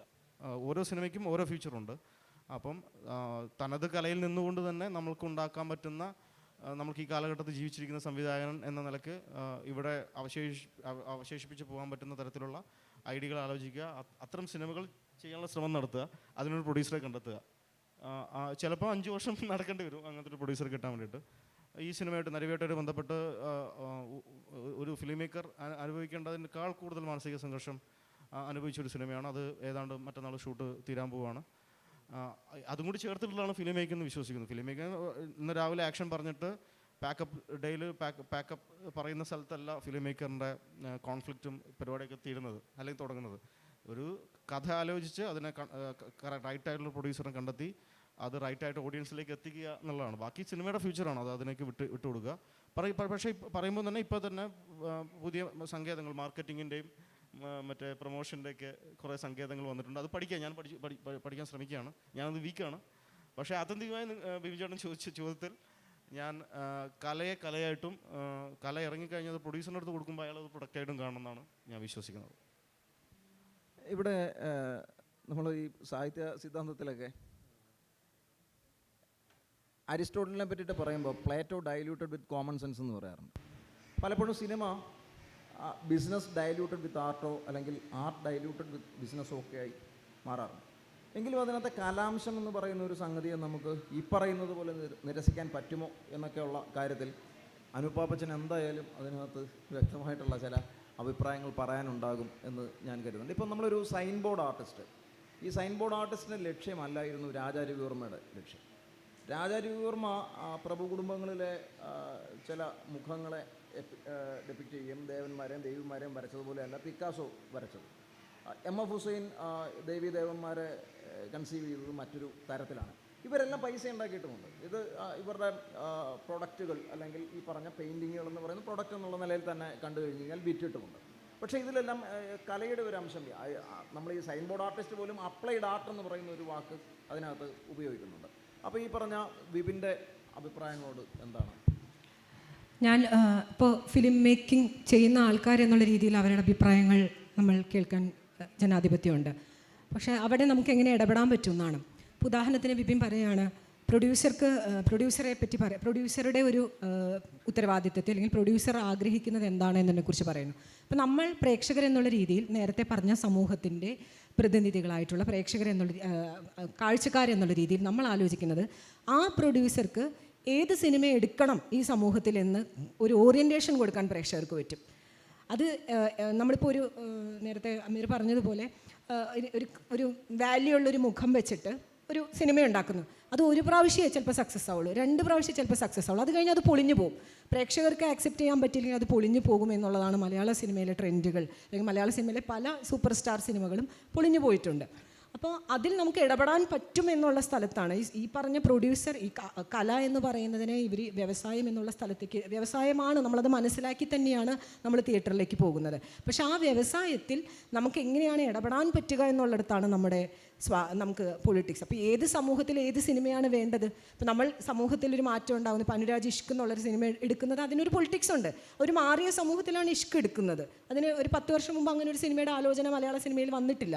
അപ്പോൾ അങ്ങനെ ഒരു ആലോചന വരാൻ മാതിരി ഒരു പ്രൊഡ്യൂസറെ പ്രേരിപ്പിക്കുക എന്നുള്ളതാണ് സൊസൈറ്റി എന്നുള്ള രീതിയിൽ കലയിൽ നമ്മൾ ഇടപെടുന്നത്. അതുപോലെ തന്നെ ഇപ്പോൾ ഫാസിൽ സൂചിപ്പിച്ചതുപോലെ തന്നെ ഫെമിനിച്ചി ഫാത്തിമയെക്കുറിച്ച് പറഞ്ഞപ്പോൾ IFFK മേളയെക്കുറിച്ച് അത് എത്രത്തോളം എക്സൈറ്റഡ് ആയിട്ട്, അതായത് എന്തിനാണ് ഒരു ചലച്ചിത്രമേള നടത്തുന്നത്, എന്തിനാണ് നമ്മൾ ഇവിടെ ഇങ്ങനെ ഇരുന്ന് ചർച്ച ചെയ്യുന്നത്? നമുക്ക് എല്ലാവർക്കും അറിയുന്ന വിഷയങ്ങൾ, നമുക്ക് ഒറ്റയ്ക്കിരുന്ന് വായിക്കാൻ പറ്റുന്ന വിഷയങ്ങൾ തന്നെയാണ് ഇതൊക്കെയും. പക്ഷെ നമ്മൾ എന്തിനാണ് ഒരു പൊതുയിടത്തിൽ വന്നിരുന്ന് ചർച്ച ചെയ്യുന്നത്? ഒരു മേളയിൽ നമ്മൾ സിനിമ മാത്രമാണോ മേളയിൽ ചർച്ച ചെയ്യുന്നത്? അല്ല, അവിടെ ഫെമിനിച്ചി ഫാത്തിമയുടെ മറ്റു പല പേഴ്സ്പെക്റ്റീവ് നമ്മൾ ചർച്ച ചെയ്തിട്ടുണ്ട്. അത് സിനിമയുടെ അകത്തെ കാര്യങ്ങൾ. ഇനി ഒരു സിനിമ ഉണ്ടാക്കുന്നതിനെക്കുറിച്ച്, കലയെക്കുറിച്ച്, ഇപ്പോൾ ബിബിൻ തന്നെ സൂചിപ്പിച്ചതുപോലെ ഒരു പെയിൻറ്റിങ്, രാജരവിവർമ്മയുടെ പെയിൻറ്റിങ്ങും ഒരു സൈൻ ബോർഡും, ഇതിലൊക്കെ നമ്മൾ ചർച്ച ചെയ്യാൻ പറ്റുന്ന വിഷയങ്ങളുണ്ട്. ഇപ്പോൾ ടെക്നിക്കലായിട്ട് പറയുകയാണെങ്കിൽ, ഇപ്പോൾ നമ്മുടെ കുട്ടിക്കാലത്ത് കണ്ട സിനിമയാണ് ഒരു വടക്കൻ വീരഗാഥ. അതൊന്ന് തിയേറ്ററിൽ കാണാൻ പറ്റിയിരുന്നെങ്കിൽ എന്ന് ആഗ്രഹിച്ചിട്ടുണ്ട് ഞാൻ. തിയേറ്ററിൽ ഒന്ന് കാണാൻ പറ്റിയിരുന്നെങ്കിൽ, കാരണം ആ ഒരു സിനിമയുടെ വൈവിധ്യം, അതിൻ്റെ ടെക്നിക്കലായിട്ടുള്ള എന്താണ് അതിൻ്റെ ടെക്നിക്കലായിട്ട് നമുക്ക് അത് ആസ്വദിക്കാൻ പറ്റിയിരുന്ന വിശ്വസിച്ചിരുന്ന ഒരാളാണ്, അല്ല അങ്ങനെ ആഗ്രഹിച്ചിട്ടുള്ള ഒരാളാണ്. അപ്പോൾ ചില സിനിമകളിൽ റിലീസ് വരുമ്പോൾ നമ്മൾ വിചാരിച്ചിരുന്ന ഈ പറഞ്ഞ എസ്തെറ്റിക്കലി നന്നായി ചെയ്തിട്ടുള്ളതോ ടെക്നിക്കലി അത്ഭുതങ്ങൾ നടന്നിട്ടുള്ളതായിട്ടുള്ള സിനിമകൾ നമുക്ക് കാണാൻ പറ്റിയിട്ടില്ല. അപ്പോൾ അത് രണ്ടാമതും കാണാൻ വേണ്ടിയിട്ട് നമ്മൾ ആഗ്രഹിച്ചിട്ടുണ്ട്. അപ്പോൾ ടെക്നിക്കലിയും അവിടെ ഒരു ആസ്വാദനം നടക്കുന്നുണ്ട്. ഈ ടെക്നിക്കിനെയും ആർട്ടിനെയും ഫലപ്രദമായി ഉപയോഗിക്കുന്ന ഒരാളാണല്ലോ പ്രൊഡ്യൂസർ. അപ്പോൾ ആ പ്രൊഡ്യൂസറിൽ നമുക്ക് ഇടപെടാൻ പറ്റുന്നുണ്ട്. അപ്പോൾ 1 വട്ടം 2 വട്ടം അങ്ങനെ പറ്റില്ല. പ്രൊഡ്യൂസർ ഈ സൊസൈറ്റിയുടെ പൾസ് അനുസരിച്ച് ഒരു തീരുമാനം എടുക്കുന്നു, ആ പൾസിന് പൊളിഞ്ഞു പോയെന്ന് വിചാരിക്കുക. പക്ഷെ അത് വിജയിക്കുന്ന ഒരു കാലം വരും എന്നുള്ളതാണ് മലയാള സിനിമ നമുക്ക് മനസ്സിലാക്കി തരുന്നത്. ഒരു സിനിമയിൽ ഓരോ ധാര വരുമ്പോൾ പോലും, ഇപ്പോൾ പലതരത്തിൽ ന്യൂ ജനറേഷൻ, അങ്ങനെ പലതരം പേരുകൾ പറയുന്നുണ്ട്. ഇതൊക്കെ നിൽക്കുമ്പോഴും ന്യൂ ജനറേഷൻ വന്നു, നമ്മുടെ പേഴ്സ്പെക്റ്റീവ് മാറി എന്ന് പറയുമ്പോൾ പോലും ഒരു പോപ്പുലർ സിനിമ വന്ന് കളക്ഷൻ വാങ്ങിച്ച് പോകുന്നുണ്ട്. പക്ഷെ എപ്പോഴും അങ്ങനെ പോകണമെന്ന് നിർബന്ധമില്ല. അപ്പോൾ ഈ പറഞ്ഞ പ്രൊഡ്യൂസർ പൊളിഞ്ഞു പോകാനുള്ള സാധ്യതയുണ്ട്. അപ്പോൾ പ്രൊഡ്യൂസർക്ക് എങ്ങനെയാണ് ഒരു ധൈര്യം കൊടുക്കേണ്ടത്? ഇങ്ങനെ ഒരു ടോപ്പിക് എടുത്താൽ, ഈ ഒരു വിഷയം എടുത്താൽ, ഈ രീതിയിൽ കലയെ കണ്ടു കഴിഞ്ഞാൽ തനിക്ക് മുന്നോട്ട് പോകാൻ പറ്റും എന്നുള്ളൊരു ആത്മവിശ്വാസം കൊടുക്കാൻ പ്രേക്ഷകർക്ക് പറ്റുമെന്നാണ് ഞാൻ വിചാരിക്കുന്നത്. അപ്പോൾ അതിനനുസരിച്ച് ഫിലിം മേക്കിംഗ് ചെയ്യുന്ന ആൾക്കും വ്യത്യാസം ഉണ്ടാവും. അത് പല രീതിയിലായിരിക്കും, പല തലത്തിലായിരിക്കും ആ വ്യത്യാസം അവർക്ക്. അല്ലെങ്കിൽ അത് ചിലപ്പോൾ ഒരു സ്ലോ പ്രൊസീജിയർ ആയിരിക്കും ചിലർക്ക്. ചിലർ കുറച്ചും കൂടി സൊസൈറ്റിയുമായി കുറച്ചും കൂടി അടുത്ത് നിൽക്കുന്നത് കൊണ്ട് കുറച്ചും കൂടി വേഗത്തിലായിരിക്കും ആ പ്രോസസ്സ് മനസ്സിലാക്കുക. ഇപ്പോൾ തിയേറ്ററിൽ സക്സസ് ആവാത്തൊരു പടം, തിയേറ്ററിൽ ഈ പറഞ്ഞ പ്രൊമോഷനുകളെല്ലാം ഉണ്ടായിട്ടും തിയേറ്ററിൽ സക്സസ് ആവാത്തൊരു പടം OTT പ്ലാറ്റ്ഫോമിൽ ആസ്വദിക്കപ്പെട്ടിട്ടുള്ള അനുഭവമുണ്ട്. ഇപ്പോൾ ഞാൻ തമാശ എന്നുള്ള പടത്തെക്കുറിച്ച് പറയാം. തമാശ ഏറ്റവും അധികം ഡിസ്കസ് ചെയ്തത് അകത്തെ ടെലിവിഷൻ അകത്തെ പ്രേക്ഷകരാണ്, തിയേറ്ററിൽ പോയിട്ടല്ലായിരുന്നു. തിയേറ്ററിലെ അത്രയും പ്രതിഫലനം വളരെ കുറച്ച്, ഞാൻ പറഞ്ഞത് സിനിമ വിജയിച്ചോ ഇല്ലേ എന്നുള്ള അർത്ഥത്തിലല്ല, പക്ഷേ ഏറ്റവും കൂടുതൽ ഡിസ്കഷൻ വന്നത് രണ്ടാമത്തെ ഘട്ടത്തിലാണ്. അപ്പോൾ ആ രണ്ടാമത്തെ ഘട്ടത്തിൽ അങ്ങനെ ഒരു ഡിസ്കഷൻ വന്നപ്പോൾ ആ പാറ്റേണിലുള്ളൊരു സിനിമ, അല്ലെങ്കിൽ ആ രീതിയിലുള്ള അത്തരത്തിലുള്ള പൊളിറ്റിക്സ് പറയുന്നൊരു സിനിമ തിയേറ്ററിലേക്ക് കൊണ്ടുവരാം എന്നുള്ളൊരു റിവേഴ്സ് പോസിറ്റീവായിട്ടുള്ളൊരു പ്രൊസീജിയർ അവിടെ സംഭവിക്കുന്നുണ്ട്. അപ്പോൾ ഫെമിനിച്ചി ഫാത്തിമ പോലുള്ളൊരു സിനിമ തിയേറ്ററിലേക്ക് വരുമ്പോൾ, ഇപ്പോൾ ഈ കൂടുതൽ പ്രേക്ഷകർ കാണുമ്പോൾ, അതുപോലെ അത്തരത്തിലുള്ള പ്രമേയങ്ങൾ പ്രമേയപരമായിട്ടോ കലാപരമായിട്ടോ എസ്തെറ്റിക്കലോ വരാനുള്ള സാധ്യതകൾ നമ്മൾ വെക്കുകയാണ്. അപ്പോൾ അതൊരു പോസിറ്റീവ് കാര്യമായിട്ട് തോന്നുന്നത്. പിന്നെ ആത്യന്തികമായി സിനിമ എന്ന് പറയുന്ന ഒരു ഇൻഡസ്ട്രി ആണെന്ന് മനസ്സിലാക്കിക്കൊണ്ട് തന്നെയാണ് നമ്മളതിനെ കാണാനിരിക്കുന്നതും നമ്മളവിടെ ആസ്വദിക്കാനിരിക്കുന്നതും. ഫാസിലെ ഇപ്പോഴത്തെ ഒരു അനുഭവം വെച്ചിട്ട് എന്തായാലും ഇതിൻ്റെ കുറേ കുഴപ്പങ്ങളും കുഴമാന്തരങ്ങളും ഒക്കെ ഫേസ് ചെയ്തേ പറ്റത്തുള്ളൂ. ഇത് എത്തിക്കുന്ന ഒരു ഘട്ടം വരെ, അല്ലെങ്കിൽ തിയേറ്ററിലോ അല്ലെങ്കിൽ ഒരു OTT പ്ലാറ്റ്ഫോമിലോ എത്തിക്കുന്നത് വരെയുള്ള കുറേ പ്രശ്നങ്ങളൊക്കെ ഉണ്ടാവും. എന്തായാലും അടുത്ത പടത്തെക്കുറിച്ചുള്ള ഒരു ആലോചന ഉണ്ടാകുമല്ലോ. അടുത്ത പടത്തിൻ്റെ ഒരു ഡിസൈൻ മനസ്സിൽ എങ്ങനെയായിരിക്കും? ഇത്തരത്തിൽ ഈ പ്രശ്നങ്ങൾ മനസ്സിൽ വെച്ചുകൊണ്ട് തന്നെ ഇതിൻ്റെ ഒരു കുറേ ദുരനുഭവങ്ങൾ ഉണ്ടാകുമല്ലോ. നമ്മൾ വളരെ കൺവിക്ഷനോടുകൂടി ഒരു പ്രമേയത്തെ സമീപിച്ചാൽ മതിയോ? അതിന് ഈ പറഞ്ഞ തരം ഇത് അങ്ങോട്ടും ഇങ്ങോട്ടുമുള്ള ഒരു കൊടുക്കൽ വാങ്ങൽ പ്രക്രിയ സിനിമ എന്ന കലാരൂപവും അത് കാണുന്നവരും തമ്മിൽ കാലാകാലങ്ങളായിട്ട് നടന്നുകൊണ്ടേയിരിക്കുന്നുണ്ട്. അപ്പോൾ ഇത് പ്രോഡക്റ്റ് എന്നുള്ള നിലയിൽ കാണുമ്പോൾ തന്നെ ഈ പ്രൊഡക്റ്റിനകത്ത് ഈ പ്രേക്ഷകരുടെ ഒരു സൗന്ദര്യാവബോധം, അവരുടെ എസ്തെറ്റിക്സിനെ പറ്റിയിട്ടുള്ള ചില സങ്കല്പങ്ങൾ, മാറിമറിയുന്ന കാലഘട്ടത്തിൻ്റെ പ്രവണതകൾ, രാഷ്ട്രീയം, ഇതൊക്കെ ഇങ്ങനെ കലർന്ന് കിടക്കുന്ന വളരെ കോംപ്ലക്സ് ആയിട്ടുള്ളൊരു പ്രൊസീജിയറാണ്. അപ്പോൾ അത്തരമൊരു സൗന്ദര്യപരമായിട്ടുള്ള തിരുത്തൽ പ്രക്രിയയെ അല്ലെങ്കിൽ പ്രേക്ഷക അവബോധത്തിൻ്റെ ഇടപെടലിനെ ഒക്കെ നിങ്ങൾക്ക് അഡ്രസ്സ് ചെയ്തല്ലേ പറ്റുള്ളൂ. അപ്പോൾ അതിനകത്ത് നമ്മൾ ഈ പ്രോഡക്റ്റ് എന്ന് പറയുമ്പോൾ പോലും ഈ എസ്തെറ്റിക്കലായിട്ടുള്ള ഘടകങ്ങളുടെ പ്രവർത്തനത്തെ നമുക്ക് പൂർണ്ണമായിട്ടും പരിപൂർണമായിട്ടും നിഷേധിക്കാനായിട്ട് പറ്റുമോ? നമ്മൾ പ്രോഡക്റ്റ് എന്നുള്ള ആ വാക്കിൽ കുരുങ്ങിക്കിടക്കുമ്പോൾ പോലും അതിനകത്ത് കല പ്രവർത്തിക്കുന്നില്ലേ? ജനങ്ങളുടെ മാറി വരുന്ന കലാവബോധം, നമ്മുടെ 80കളിലെ സെൻസിബിലിറ്റി അല്ല, സെൻസിബിലിറ്റി എന്ന് പറയുന്ന വാക്ക് തന്നെ വരുന്നത് എസ്തെറ്റിക്സുമായിട്ട് ബന്ധപ്പെട്ടുകൊണ്ടാണ്. അപ്പോൾ ഈ ഭാവുകത്വം എന്ന് പറയുന്ന ഒരു സംഗതി പരിണാമിയാണ്. ജനങ്ങളുടെ ഭാവുകത്വ പരിണാമം നടക്കുന്നത് പോലെ തന്നെ സിനിമകളും പരിണമിക്കുന്നുണ്ട്. അപ്പോൾ ഇതിനകത്ത് എസ്തെറ്റിക്സിൻ്റെ സൗന്ദര്യത്തിൻ്റെ ഒരു പണി നടക്കുന്നില്ലേ? നമുക്ക് ആ പണിയെ നിഷേധിക്കാനായിട്ട് പറ്റുമോ എന്നുള്ളതാണ് എൻ്റെ ഒരു ചോദ്യം. ആക്ച്വലി സൗന്ദര്യം എന്താണെന്ന് ആദ്യം പറഞ്ഞാൽ ഞാൻ ബാക്കി പറയാം. അല്ല, ഇത് സൗന്ദര്യം എന്ന് പറയുന്നതിനെ നമുക്ക് പലതരത്തിൽ ഡിഫൈൻ ചെയ്യാം. സൗന്ദര്യം എന്ന് പറയുന്ന, നിങ്ങൾ ഇതേവരെ നിങ്ങളുടെ ജീവിതത്തിൽ ഒരാളെ കണ്ടിട്ട് അല്ലെങ്കിൽ ഒരു വസ്തുവിനെ കണ്ടിട്ട് സുന്ദരമായിരിക്കുന്നു എന്ന് പറയാത്ത ഒരാളൊന്നുമല്ല. അപ്പോൾ ആ സൗന്ദര്യം മറ്റുള്ളൊരാൾക്ക് സൗന്ദര്യമായിട്ട് തോന്നുന്നു എന്നുള്ള ഇല്ല. നിങ്ങൾ എന്തായാലും ഒരു ജനക്കൂട്ടത്തിൽ, എൻ്റെ ചോദ്യത്തിനകത്തുനിന്ന് സൗന്ദര്യത്തിൻ്റെ ഡെഫിനേഷനെ ചോദിച്ചുകൊണ്ട് നിങ്ങൾക്ക് സമർത്ഥമായിട്ട് ഒഴിഞ്ഞു മാറാം. എൻ്റെ ചോദ്യം ഇതാണ്: സൗന്ദര്യം എന്ന് പറയുന്ന ഒരു വാക്കിനെ പറ്റിയിട്ടുള്ള ഒരു ജനറൽ കൺസെപ്റ്റ് ഇവിടെയൊക്കെ ഇരിക്കുന്ന എല്ലാവർക്കും, നമ്മൾ ചോറുണ്ണുന്ന എല്ലാ മലയാളികൾക്കും തന്നെ ഉണ്ടാകുന്ന ആ സംഗതിയെ പറ്റിയിട്ട് തന്നെയാണ് ചോദ്യം. അതിൻ്റെ അടരുകൾ എന്തുമായിക്കൊള്ളട്ടെ, സൗന്ദര്യം ഒരാളുടെ മനസ്സിലാണ് ഉണ്ടാകുന്നതെന്നുള്ള ആ ചോദ്യവും എടുത്തുകൊണ്ട് തന്നെ ഞാൻ തിരിച്ചു ചോദിക്കുന്നത് ഇതാണ്: ഒരു ജനക്കൂട്ടത്തിൻ്റെ സൗന്ദര്യബോധം എന്ന് പറയുന്നത് നിങ്ങളുടെ പ്രോഡക്റ്റിനെ നിർണ്ണയിക്കുന്ന ഒരു ഘടകമാകുന്നില്ലേ? ഞാൻ കുറേ ടൈപ്പ് സിനിമകളുണ്ട്. അതിൽ നമുക്ക് ഈ പറഞ്ഞ എല്ലാ ഘടകങ്ങളും ഒത്തിണങ്ങി വന്നൊരു പടം ചിലപ്പോൾ നിങ്ങൾ ഉദ്ദേശിക്കുന്നത് ചിലപ്പോൾ ജയ ആയിരിക്കാം. അത് ഏറ്റവും കൂടുതൽ നെഗറ്റിവിറ്റി സ്പ്രെഡ് ചെയ്ത സിനിമയാണ് എന്നെ സംബന്ധിച്ച്. അതിൽ അമ്മയെ വളരെ മോശമായിട്ട് കാണിച്ചിട്ടുണ്ട്. അമ്മയെ നമ്മളൊരു സൗന്ദര്യ സങ്കല്പമായിട്ടോ ഒരു സ്നേഹസങ്കല്പമായിട്ട് കാണുന്നുണ്ടെങ്കിൽ അതിലേറ്റവും മോശമായിട്ട് കാണിച്ചിരിക്കുന്നത് അമ്മയാണ്. അതുപോലെ ഭർത്താവിന്, അല്ലെങ്കിൽ കുടുംബത്തിന്, ദാമ്പത്യ ജീവിതത്തിന് നമ്മൾ എന്തൊക്കെ എസ്തെറ്റിക്കലി സൗന്ദര്യം ഉണ്ട് എന്ന് പറയുന്ന കുടുംബ ചിട്ടങ്ങളെ, സമൂഹത്തിനെ ഒക്കെ ഞാൻ നെഗറ്റീവായിട്ടാണ് ആ പടത്തിൽ കാണിച്ചിരിക്കുന്നത്. അപ്പം നിങ്ങൾ കാണുന്ന സൗന്ദര്യ സങ്കല്പത്തിന് നേരെ എഗൻസ്റ്റ് ആയിട്ടുള്ളൊരു സൗന്ദര്യ സങ്കല്പം ഞാൻ അവതരിപ്പിക്കുകയും അത് പ്രേക്ഷകർ കൈയടിക്കുകയും ചിരിക്കുകയും അത് അങ്ങനെ തന്നെയാണ്, അത് ഇതിന് എതിരെ ഇങ്ങനെ ആയിരിക്കണം പ്രവർത്തിക്കേണ്ടതെന്ന് പറയുന്ന ഒരു പുതിയ സൗന്ദര്യ ബോധത്തിൽ ആളുകൾ അഭിരമിക്കുകയും ചെയ്തു. അപ്പം നിങ്ങൾ പറയുന്ന അതൊരു സൗന്ദര്യമാണെങ്കിൽ ഞാനുണ്ടാക്കി നേരെ ഓപ്പോസിറ്റുള്ള സൗന്ദര്യമായിരുന്നു. അതായത് ഭാര്യയെ തല്ലുന്ന ഭർത്താവിനെ നമ്മൾ കണ്ട് ശീലിച്ചവർക്ക് നമ്മൾ തിരിച്ച് ഭാര്യ തല്ലുന്നൊരു സാധനത്തിലോട്ട് എത്തിച്ചു. അപ്പം ഞാൻ പറഞ്ഞ പോലെ അമ്മ മോശമായിട്ട്, അച്ഛൻ മോശമായിട്ട്, കാമുകൻ മോശമാണ്. കാമുകനൊക്കെ വളരെ സൗന്ദര്യ സങ്കല്പവും ഈ ഷോട്ടുകൾ ഞാൻ വച്ചിട്ടില്ല. അതും വിൻഡോയിലൂടെ മാത്രമേ ഞാൻ വച്ചിട്ടുള്ളൂ. അവളുടെ ഉള്ളിലിട്ട് കയറി ഞാൻ ഷോട്ട് വച്ചിട്ടില്ല.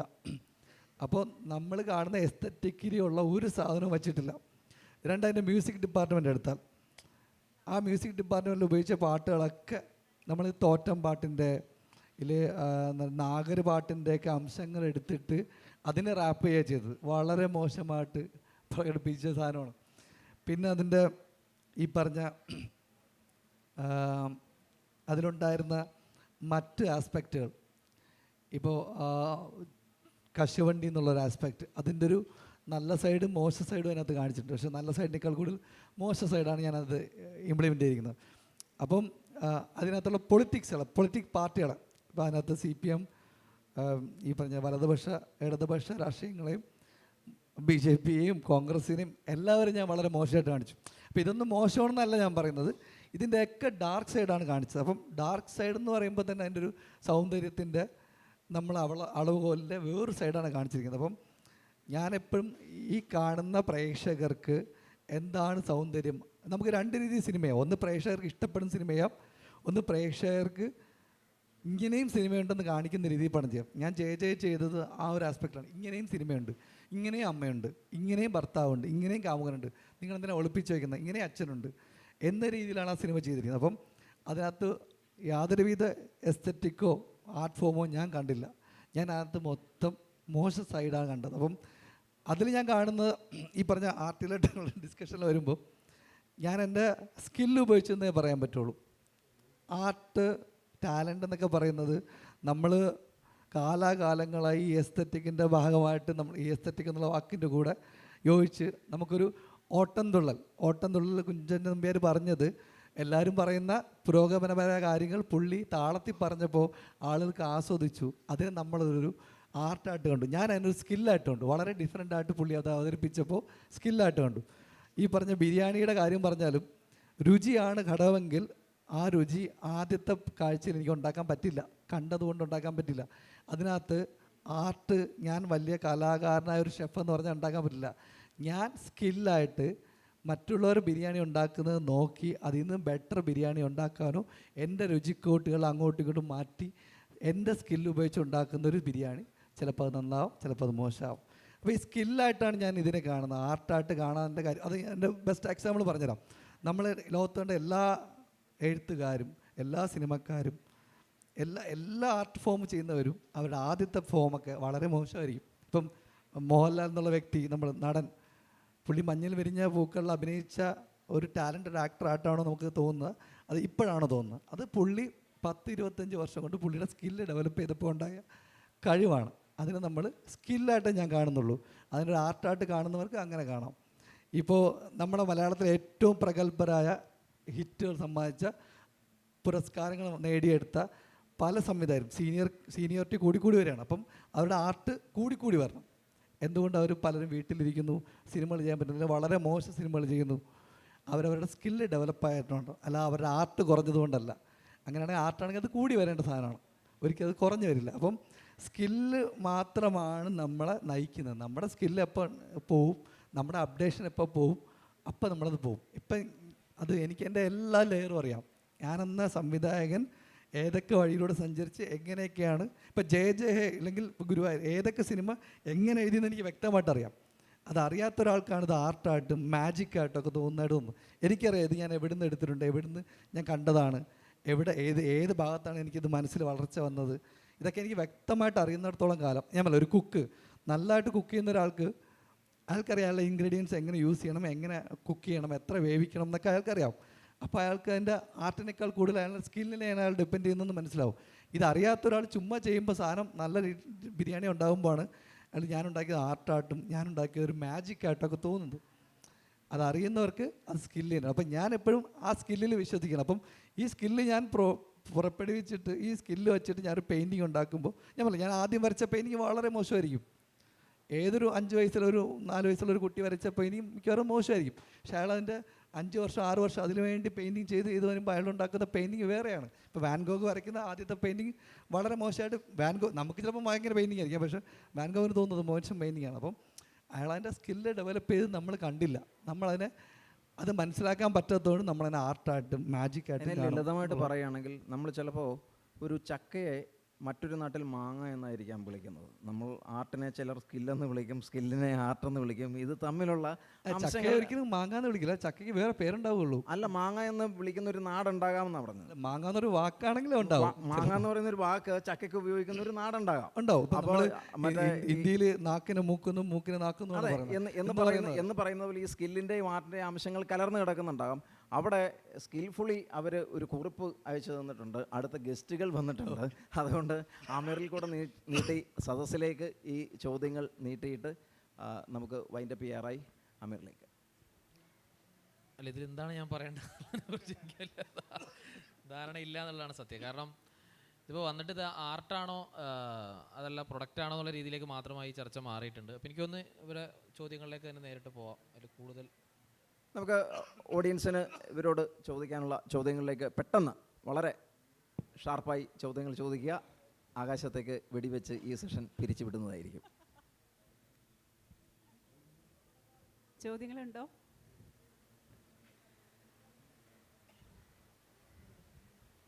ആർക്കും ചോദ്യങ്ങളില്ലേ?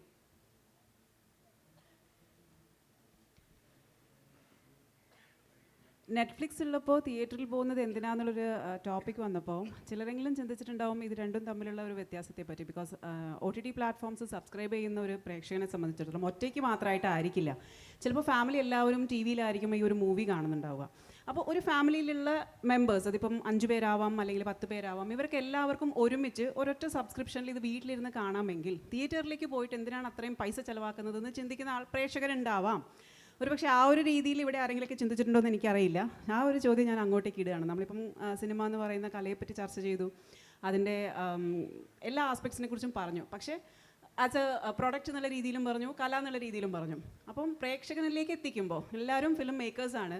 അപ്പോൾ അത് കാണാൻ വരുന്നൊരു ഓഡിയൻസിനെ സംബന്ധിച്ചിടത്തോളം റിട്ടേൺ ഓൺ ഇൻവെസ്റ്റ്മെൻറ്റ് എന്നുള്ള രീതിയിൽ പ്രൊഡ്യൂസർ പ്രതീക്ഷിക്കുന്ന സമയത്ത് ഞാൻ എന്ത് കാണണം എന്ന് തീരുമാനിക്കാനുള്ള അവകാശം പ്രേക്ഷകനുണ്ട്.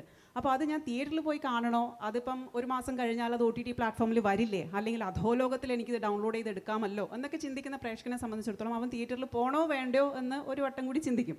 അപ്പോൾ ആ ഒരു പോയിന്റിനെ കുറിച്ചിട്ട് എന്തെങ്കിലും ഒരു കാര്യം ആരെങ്കിലും, ഇന്നയാളെന്ന് ഞാൻ സ്പെസിഫിക് ആയിട്ട് പറയുന്നില്ല, കുറച്ച് സെൻസിബിളായിട്ട് ആർക്കെങ്കിലും ഇതേ പറ്റിയിട്ട് ഒന്ന് സൂചിപ്പിക്കാൻ പറ്റിയിരുന്നെങ്കിൽ ആ ടൈറ്റിലിനെ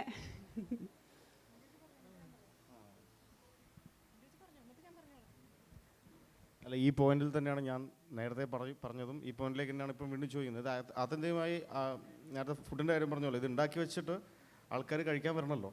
അത് കഴിക്കാൻ എത്തിക്കാനുള്ളൊരു ഒരു ഈ സംഗീതത്തിൻ്റെ മാത്രമല്ല, എല്ലാ സ്ഥലത്തായാലും ശരി, നേരത്തെ പറഞ്ഞ പെയിൻറ്റിങ്ങിൻ്റെ കാര്യമായാലും ഫുഡിൻ്റെ കാര്യമായാലും എന്ത് തന്നെ ആയാലും ശരി, നമ്മൾ ഉണ്ടാക്കി വെച്ചിരിക്കുന്ന സാധനം ഭയങ്കര ഉത്തരാധുനികം ആണ് അല്ലെങ്കിൽ അടിപൊളിയാണെന്ന് പറഞ്ഞിട്ട് നമ്മൾ മാത്രം പറഞ്ഞാൽ പോരാ. ഇത് കാണുന്ന ആൾക്കാരാണ് ഇത് ഡിസൈഡ് ചെയ്യേണ്ടത്. അപ്പോൾ ആൾക്കാരിലേക്ക് ഇത് എത്തണം. ഇപ്പോൾ സിനിമയാണെങ്കിൽ ഞാൻ പറഞ്ഞു, ഇതിൻ്റെ മാർക്കറ്റിംഗ് പ്രൊമോഷൻ എന്നൊക്കെ പറഞ്ഞിട്ട് ഇതിൻ്റെ അതിഭീകരമായ എവല്യൂഷൻ നടന്നുകൊണ്ടിരിക്കുക. ഒരു ഫിലിം മേക്കർ നല്ല സിനിമ ഉണ്ടാക്കിയാൽ മാത്രം പോരാ. അത് ഇപ്പോൾ നമ്മൾ മസാല പൊടി ഉണ്ടാക്കുന്ന ഒരു പാക്കറ്റ് അത് ഇൻട്രസ്റ്റിംഗ് ആവുക, അത് ആൾക്കാർക്ക് എടുക്കാൻ, ഇപ്പം ഒരു ഷോക്കേസിൽ വെച്ചിരിക്കുന്നതിൽ എൻ്റെ മസാലപ്പൊടി എടുക്കാനുള്ള അറ്റൻഷൻ അതിലേക്ക് ഉണ്ടാക്കുക എന്നുള്ളതായിരിക്കും ആ പ്രൊഡക്റ്റ് ഉണ്ടാക്കുന്ന ആൾ ഉദ്ദേശിക്കുന്നുണ്ടാവുക. അതുപോലെ തന്നെ സിനിമ നല്ല ഫിലിം ഉണ്ടാക്കുന്ന ഒരാൾ, ഇപ്പം നമ്മുടെ ഒരു ഫസ്റ്റ് ലുക്ക് പോസ്റ്റ് മുതലാണ് ഇതിൻ്റെ ഒരു പ്രൊമോഷൻ തുടങ്ങുന്നത്. ഇപ്പോൾ സിനിമയുടെ ഫസ്റ്റ് ലുക്ക് ആൾക്കാരിലേക്ക് എത്തണം, അതിനുള്ള അവസ്ഥകൾ അവർ പറയുന്നതനുസരിച്ച് നമ്മൾ സെറ്റ് ചെയ്ത് കൊടുക്കണം. നേരത്തെ ഇപ്പോൾ ഇഷ്കിൻ്റെ സമയത്തൊക്കെ ആണെങ്കിൽ ഇപ്പം ഫസ്റ്റ് ലുക്ക് പോസ്റ്റർ എനിക്കറിയാവുന്ന ആർട്ടിസ്റ്റ്, എനിക്കറിയാവുന്ന ടെക്നീഷ്യന്മാരെ നേരിട്ട് പോയി കാണുകയും അവരുടെ ഫേസ്ബുക്ക് വാളുകൾ, അന്ന് ഇൻസ്റ്റാഗ്രാം തുടങ്ങുന്നേ ഉള്ളൂ, അപ്പം വാളുകൾ ഉണ്ടാവുക അന്നത്തെ മെയിൻ ആർട്ടിസ്റ്റുകളിലേക്ക്. ഇത് നമ്മൾ തന്നെ ചെയ്യുന്ന ജോലിയാണ്. ഇപ്പോൾ ഇത് അങ്ങനെ പോരാ. ഇപ്പം അതൊക്കെ ഫേസ്ബുക്കൊക്കെ ഇപ്പോൾ വേറെ തരത്തിലേക്ക് മാറി. അപ്പം അടുത്ത ഘട്ടം എന്താണെന്ന് എനിക്കറിയില്ല. ഞാൻ കുറച്ച് പിന്നോട്ടാണ്. ഞാനൊരു സിനിമ ഉണ്ടാക്കുന്നു, ഇത് ബഡ്ജറ്റ് ചെയ്യാൻ വന്ന ഒരാൾ, അയാളാണ് ഇത് ഉണ്ടാക്കുന്നത്, അയാളുടെയാണ് ഈ സിനിമ. അപ്പോൾ അയാൾ അതുമായിട്ട് ബന്ധപ്പെട്ട ഒരു പ്രൊഡക്ഷൻ ടീമിനെ അല്ലെങ്കിൽ പ്രൊമോഷൻ ടീമിനെ വെച്ചിട്ട് അവരുടെ ഒരു സ്ട്രാറ്റജിയിലാണ് ഇനി വർക്ക് ചെയ്യേണ്ടത്. ഇത്രാം ദിവസം എനിക്ക് ഫസ്റ്റ് ലുക്ക്, ഇത്രാം ദിവസം ടീസർ, ഇത്രാം ദിവസം ട്രെയിലർ, ഇത് തിയേറ്ററിൽ പോകുന്ന ട്രെയിലർ, ഇതിലിങ്ങനെ ഫെസ്റ്റിവൽ കട്ടുണ്ട്, ഫെസ്റ്റിവൽ കട്ട് ഇത്ര ദിവസം എന്ന് പറയുന്ന ഒരു പരിപാടിയിലേക്ക് ഇത് വരുമ്പോൾ അതിന് വേണ്ടിയിട്ട് വർക്ക് ചെയ്യും, ആ ഡേറ്റിലേക്ക് വർക്ക് ചെയ്യും. അപ്പോൾ ആ പരിപാടിയിൽ കൃത്യമായി ഇത് കൊടുക്കുകയും ആൾക്കാരിലേക്ക് ഇത് എത്തുകയും ചെയ്ത് കഴിഞ്ഞാൽ ആൾക്കാർ തിയേറ്ററിലേക്ക് വരും, ഇത് കാണും. കണ്ടു കഴിഞ്ഞാൽ ആ ഒരു ദിവസമോ 2 ദിവസമോ ലൈഫുള്ളൂ ഈ ഉണ്ടാക്കുന്ന ഫേക്ക് ഇമേജുകൾ. ഇത് ഭയങ്കര സിനിമയാണോ, മറ്റേ ആക്ഷനാണ്, മറ്റേ നമ്മൾ ഫേക്ക് സാധനത്തിലാണല്ലോ തിയേറ്ററിലേക്ക് എത്തിക്കുന്നത്. ആൾക്കാർ 2ാം ദിവസം കണ്ടാൽ മണ്ടം വരുന്നില്ലല്ലോ ആൾക്കാർ. അവർക്ക് ഡിസൈഡ്, നേരത്തെ പറഞ്ഞല്ലോ, സിനിമ സ്വാധീനിക്കുന്നുണ്ട്. സമൂഹത്തെ സമൂഹം തിരിച്ച് സിനിമയെ സ്വാധീനിക്കുന്നുണ്ട്. റിപ്പീറ്റഡ് ആയിട്ടുള്ള സാധനങ്ങൾ വന്നുകൊണ്ടിരുന്നാൽ തിയേറ്ററിൽ ആൾക്കാരുണ്ടാവില്ല. അപ്പം ഒരുപാട് തരത്തിലുള്ള എക്സാമ്പിളുകൾ നമുക്കുണ്ടായിട്ടുണ്ട്. 2000-ൻ്റെ തുടക്കത്തിൽ ഇവിടെ ബി ഗ്രേഡ് സിനിമകൾക്കിടയിൽ തമാശ സിനിമകൾ വരുന്നു. കുറച്ച് കഴിയുമ്പോൾ അത് മ്യൂസിക്കൽ പാറ്റേണിലേക്ക് ലവ് കോൺസെൻട്രേറ്റഡ് ആയിട്ടുള്ള സിനിമകൾ വരുന്നു. അത് റിപ്പീറ്റഡ് ആകുമ്പോൾ അത് ഔട്ടാവുന്നു. ഇപ്പം വയലൻസിൻ്റെ സമയമാണ്, അത് ആൾക്കാർ സ്വീകരിക്കുന്നു. അപ്പോൾ അത് സക്സസ്ഫുൾ ഫോർമാറ്റിലേക്ക് പോകുന്നു. അടുത്ത റിപ്പീറ്റ് ചെയ്യാനുള്ള ത്വര ഫിലിം മേക്കേഴ്സിനുണ്ടാവും. അവരത് റിപ്പീറ്റ് ചെയ്യും, പ്രേക്ഷകർ അത് വേണ്ടെന്ന് വയ്ക്കും, വീണ്ടും മറ്റൊരു ഫോർമാറ്റിലേക്ക് സിനിമ പോകും. ഇതിനിടയ്ക്ക് ലാഭം കൊയ്യുന്ന പ്രൊഡ്യൂസേഴ്സും ഡയറക്ടേഴ്സും ഉണ്ടാവുകയും ചെയ്യും. അപ്പം ഞാൻ പറയുന്ന പേഴ്സണൽ ചോദ്യം ആയതുകൊണ്ട് എൻ്റെ പെർസ്പെക്റ്റീവിൽ പൈസ വേണം ജീവിക്കാൻ, പക്ഷേ എൻ്റെ സിനിമകൾ എങ്ങനെ കമ്മ്യൂണിക്കേറ്റ് ചെയ്യണം, ഇന്നത്തെ സിനിമകൾ മാത്രമേ ഞാൻ ചെയ്യുള്ളൂ. ഞാൻ റിജക്റ്റ് ചെയ്തൊരു 6-7 സിനിമകളുണ്ട് ഈ കാലയളവിൽ എനിക്ക് ചെയ്യാവുന്നത് എന്ന് പറഞ്ഞു. എനിക്ക് അഹങ്കാരത്തോടുകൂടി പറയുന്നതല്ല, പക്ഷേ എനിക്കത് വേണ്ട എന്ന് തോന്നിയിട്ട് ഞാൻ 5 വർഷമായി എൻ്റെ അടുത്ത സിനിമകളിലേക്കുള്ള തയ്യാറെടുപ്പ് നടത്തിക്കൊണ്ടിരിക്കുകയാണ്. അപ്പോൾ അത് കൂടെ ചേർത്തുള്ള ഫിലിം മേക്കിംഗ് പ്രൊസീജിയറിലാണ് ഞാനെന്ന് വിശ്വസിക്കുന്നത്. എനിക്ക് തോന്നിയൊരു കാര്യം, അതായത് നമ്മൾക്ക് കിട്ടുന്ന ഏതൊരു സൗകര്യത്തെയും നമ്മൾ ഉപയോഗപ്പെടുത്തും. പ്രത്യേകിച്ച് ഇപ്പോൾ ഉദാഹരണത്തിന് ഒരു സിനിമ കാണാൻ നെറ്റ്ഫ്ലിക്സിലോ അല്ലെങ്കിൽ OTTയിലോ നമുക്ക് സൗകര്യം ഉണ്ടെങ്കിൽ നമ്മളത് ഉപയോഗപ്പെടുത്തുക തന്നെ ചെയ്യും. പിന്നെ എന്തിനാണ് നമ്മൾ തിയേറ്ററിലേക്ക് പോകുന്നത്? ഏത് സ്റ്റേജിൽ വെച്ചിട്ടാണ് നമ്മൾ തിയേറ്ററിൽ പോകണമെന്ന് തീരുമാനം എടുക്കുന്നത്? അതിൽ ഒരു കാര്യം അനുരാജ് പറഞ്ഞു, എങ്ങനെയാണ് ഒരു സിനിമ നമ്മുടെ മാർക്കറ്റിലേക്ക് വരുന്നത്, നമ്മുടെ പൊതുപരിസരത്തിലേക്ക് വരുന്നത്, അതിനെക്കുറിച്ചുള്ള എക്സൈറ്റ്മെൻറ്റ് എങ്ങനെയാണ്. ഇപ്പോൾ ഒരു സൂപ്പർ താരത്തിൻ്റെ പേര്, അല്ലെങ്കിൽ ഞാൻ ഇന്നതെന്ന് സ്പെസിഫൈ ചെയ്ത് പറയുന്നില്ല, ഒരു സൂപ്പർ താരത്തിൻ്റെ പേര്, അയാളുടെ വിപണി മൂല്യം, ഇതൊക്കെ നമ്മൾ തീരുമാനം എടുക്കും. ഈ സിനിമ ഞാൻ തിയേറ്ററിൽ പോയി തന്നെ കാണുള്ളൂ എന്നുള്ള തീരുമാനം എടുക്കും. നേരെ മറിച്ച് നമുക്ക് അത്രയും എക്സൈറ്റ്മെൻറ്റ് ഇല്ലാത്തൊരു പടമാണെങ്കിൽ നേരത്തെ പറഞ്ഞ പോലെ ഒരു ഫാമിലി മൊത്തം തിയേറ്ററിൽ പോയി സിനിമ കാണുന്ന പണത്തെ കുറിച്ചിട്ട് ഇടത്തരം ഫാമിലി ആലോചിക്കും, ഇത് നെറ്റ്ഫ്ലിക്സിൽ അല്ല OTTയിൽ വരുമ്പോൾ കാണാം എന്ന് വിചാരിക്കുന്ന തീരുമാനം എടുക്കും. പക്ഷെ അതിനെ മറികടന്നുകൊണ്ട് തിയേറ്ററിൽ പോകാൻ, ഇപ്പോൾ ജയജയയുടെ കാര്യം തന്നെ, ഈ സിനിമ മാർക്കറ്റിംഗ് കൊണ്ട് മാത്രമായിരുന്നില്ല, ഒരിക്കൽ കാണാൻ പോയി, അതിൻ്റെ റെസ്പോൺസ് വന്ന് പിന്നെ പതുക്കെ ഗ്രാജുവലിയാണ് അത് തിയേറ്ററിലേക്ക്. ഇപ്പോൾ വാഴയായാലും ഒരിക്കൽ കാണാൻ പോയി, അതിൻ്റെ റെസ്പോൺസ് വന്ന് പിന്നെ അങ്ങനെ അങ്ങോട്ടും ഇങ്ങോട്ടൊരു കൊടുക്കൽ വാങ്ങൽ അവിടെ നടക്കുന്നുണ്ട്. അപ്പോൾ 2 രീതിയിലും മാർക്കറ്റിങ്ങിൻ്റെ ഈ പറഞ്ഞ ഏത് പോസ്റ്ററാണ് ആ സിനിമയ്ക്ക് വരുന്നത്, അതിൻ്റെ ടീസർ എങ്ങനെയാണ് ഇപ്പോൾ നമ്മൾ പുതിയ സിനിമകൾ വരുമ്പോൾ അതിൽ എന്തൊക്കെയാണ് പുതിയ, ഇപ്പോൾ 3D വന്നു, ഏത് 3D ആണ്, എങ്ങനെയാണ് 3Dയുടെ പുതിയ സാധ്യത ഉപയോഗിച്ചിരിക്കുന്നത്. മലയാള സിനിമ ടെക്നോളജിക്കലി എത്ര ഗ്രോത്ത് ഉണ്ടെന്ന് അറിയാൻ വേണ്ടി സിനിമ പഠിക്കുന്ന കുട്ടികൾ പോവാം, ടെക്നോളജി പഠിക്കുന്ന കുട്ടികൾ പോവാം. അപ്പോൾ നമുക്കുള്ള ചോയ്സുകൾ അവിടെയുണ്ട്. ആ ചോയ്സിൽ നിന്ന് നമ്മൾ തിയേറ്റർ വേണമെന്ന് തന്നെ തീരുമാനം എടുക്കുന്നത് ഇത്തരത്തിലുള്ള എക്സൈറ്റ്മെൻറ്റുകളിൽ നിന്നോ, ഈ സിനിമ ഞാൻ തിയേറ്ററിൽ പോയി കാണേണ്ടതുണ്ട്, ഇതിൻ്റെ തിയേറ്റർ അനുഭവം തന്നെയായിരിക്കും ഇതിൻ്റെ യഥാർത്ഥ അനുഭവം എന്ന് മനസ്സിലാക്കിയിട്ടാവാം.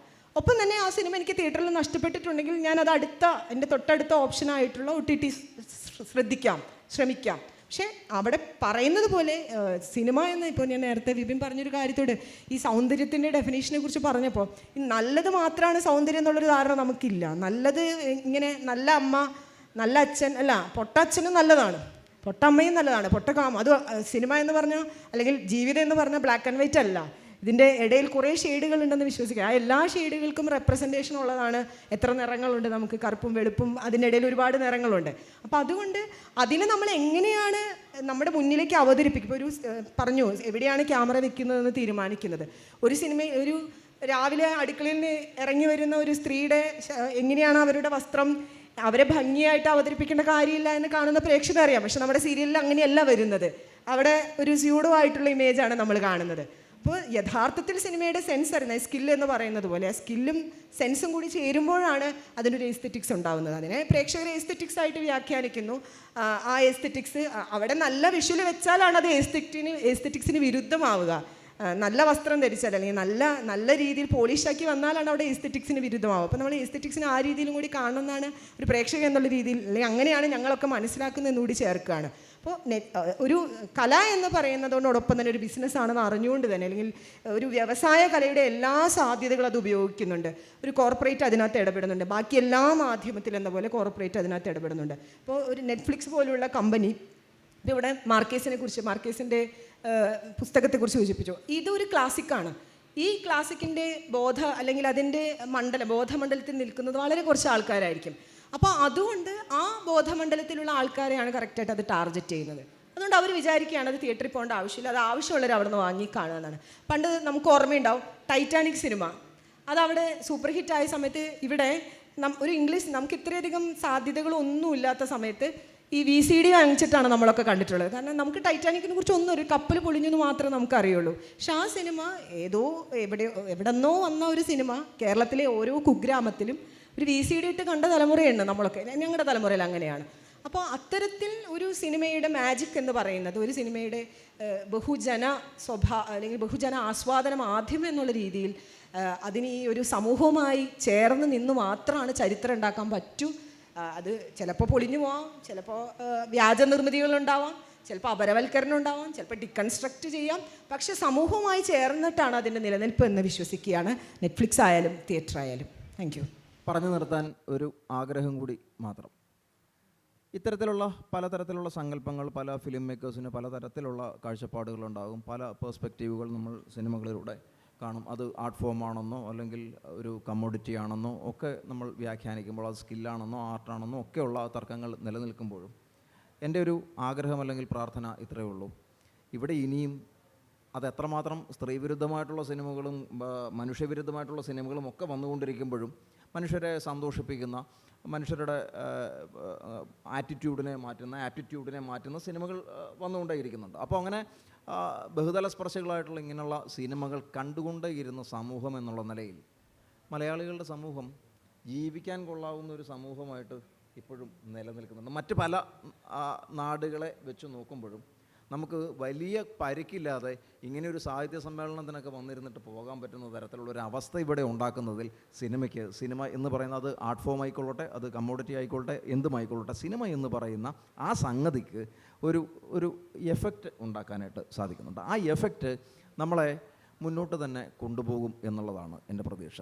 അതുകൊണ്ടാണല്ലോ നോവലുകൾ വായിക്കുന്ന, സിനിമകൾ കാണുന്ന, ചർച്ച ചെയ്യുന്ന, അങ്ങോട്ടും ഇങ്ങോട്ടും ചായക്കടയിൽ ഇരുന്നിട്ട് തമാശകൾ പറയുന്ന ഒരു സമൂഹത്തിനെ നമ്മൾ വിലമതിക്കുന്നത്. അതുകൊണ്ടാണല്ലോ അങ്ങോട്ടും ഇങ്ങോട്ടും വെട്ടിക്കൊല്ലുകയും, അല്ലെങ്കിൽ നമ്മുടെ ഐഡിയയുടെ പുറത്ത് വിപിൻ ദാസ് ഒരു ഐഡിയ പറയുന്നു, അനുരാജ് മറ്റൊരു ഐഡിയ പറയുന്നു, രണ്ടുപേരും കത്തിയെടുത്ത് അങ്ങോട്ടും ഇങ്ങോട്ടും കുത്തുന്നു എന്നുള്ള ഒരവസ്ഥയേക്കാൾ വളരെ സുന്ദരമാണ് ഒരുമിച്ചൊരു വേദിയിലിരുന്നിട്ട് നമ്മൾ ഡിസെൻ്റ് എന്ന് പറയുന്ന ഒരു വാക്കിൻ്റെയൊക്കെ ഒരു അർത്ഥം അല്ലെങ്കിൽ മനോഹാരിത മനസ്സിലാക്കുന്നത് അപ്പോഴാണ്. ഇത്തരം ഡിസെൻറ്റുകളുടെ ഒരു വേദി കൂടിയാണ് ഇത്തരത്തിലുള്ള സാഹിത്യ സമ്മേളനങ്ങൾ. അവിടെ സിനിമയും ഒരു വലിയ ഘടകമായിട്ട് ചർച്ച ചെയ്യപ്പെടുന്നുണ്ട്. എല്ലാ സമ്മേളനങ്ങളും തന്നെ ചലച്ചിത്രം ഒരു ചർച്ചാ വിഷയമാകുന്നുണ്ട്. അത് ജനജീവിതങ്ങളെ അത്രത്തോളം ബാധിക്കുന്ന കാര്യമായതുകൊണ്ടുകൂടി തന്നെയാണ്. അപ്പോൾ അത് നാളെയും പുരോഗമനാത്മകമായിട്ട് നമ്മുടെ സമൂഹത്തെ പരിവർത്തിപ്പിച്ചുകൊണ്ടേയിരിക്കട്ടെ. പുതിയ തരത്തിലുള്ള സിനിമകൾ നമ്മളെ ആനന്ദിപ്പിച്ചുകൊണ്ടേയിരിക്കട്ടെ എന്ന് പറഞ്ഞുകൊണ്ട്, സുന്ദരമല്ലേ നമ്മുടെ കാലം, സുഹൃതികളല്ലേ ഞാനും നീയെന്ന ആ കവിവാക്യം പറഞ്ഞുകൊണ്ട് അവസാനിപ്പിക്കട്ടെ. Thank you so much. Netflix ഉള്ളപ്പോൾ എന്തിന് തിയേറ്ററിൽ പോകണം?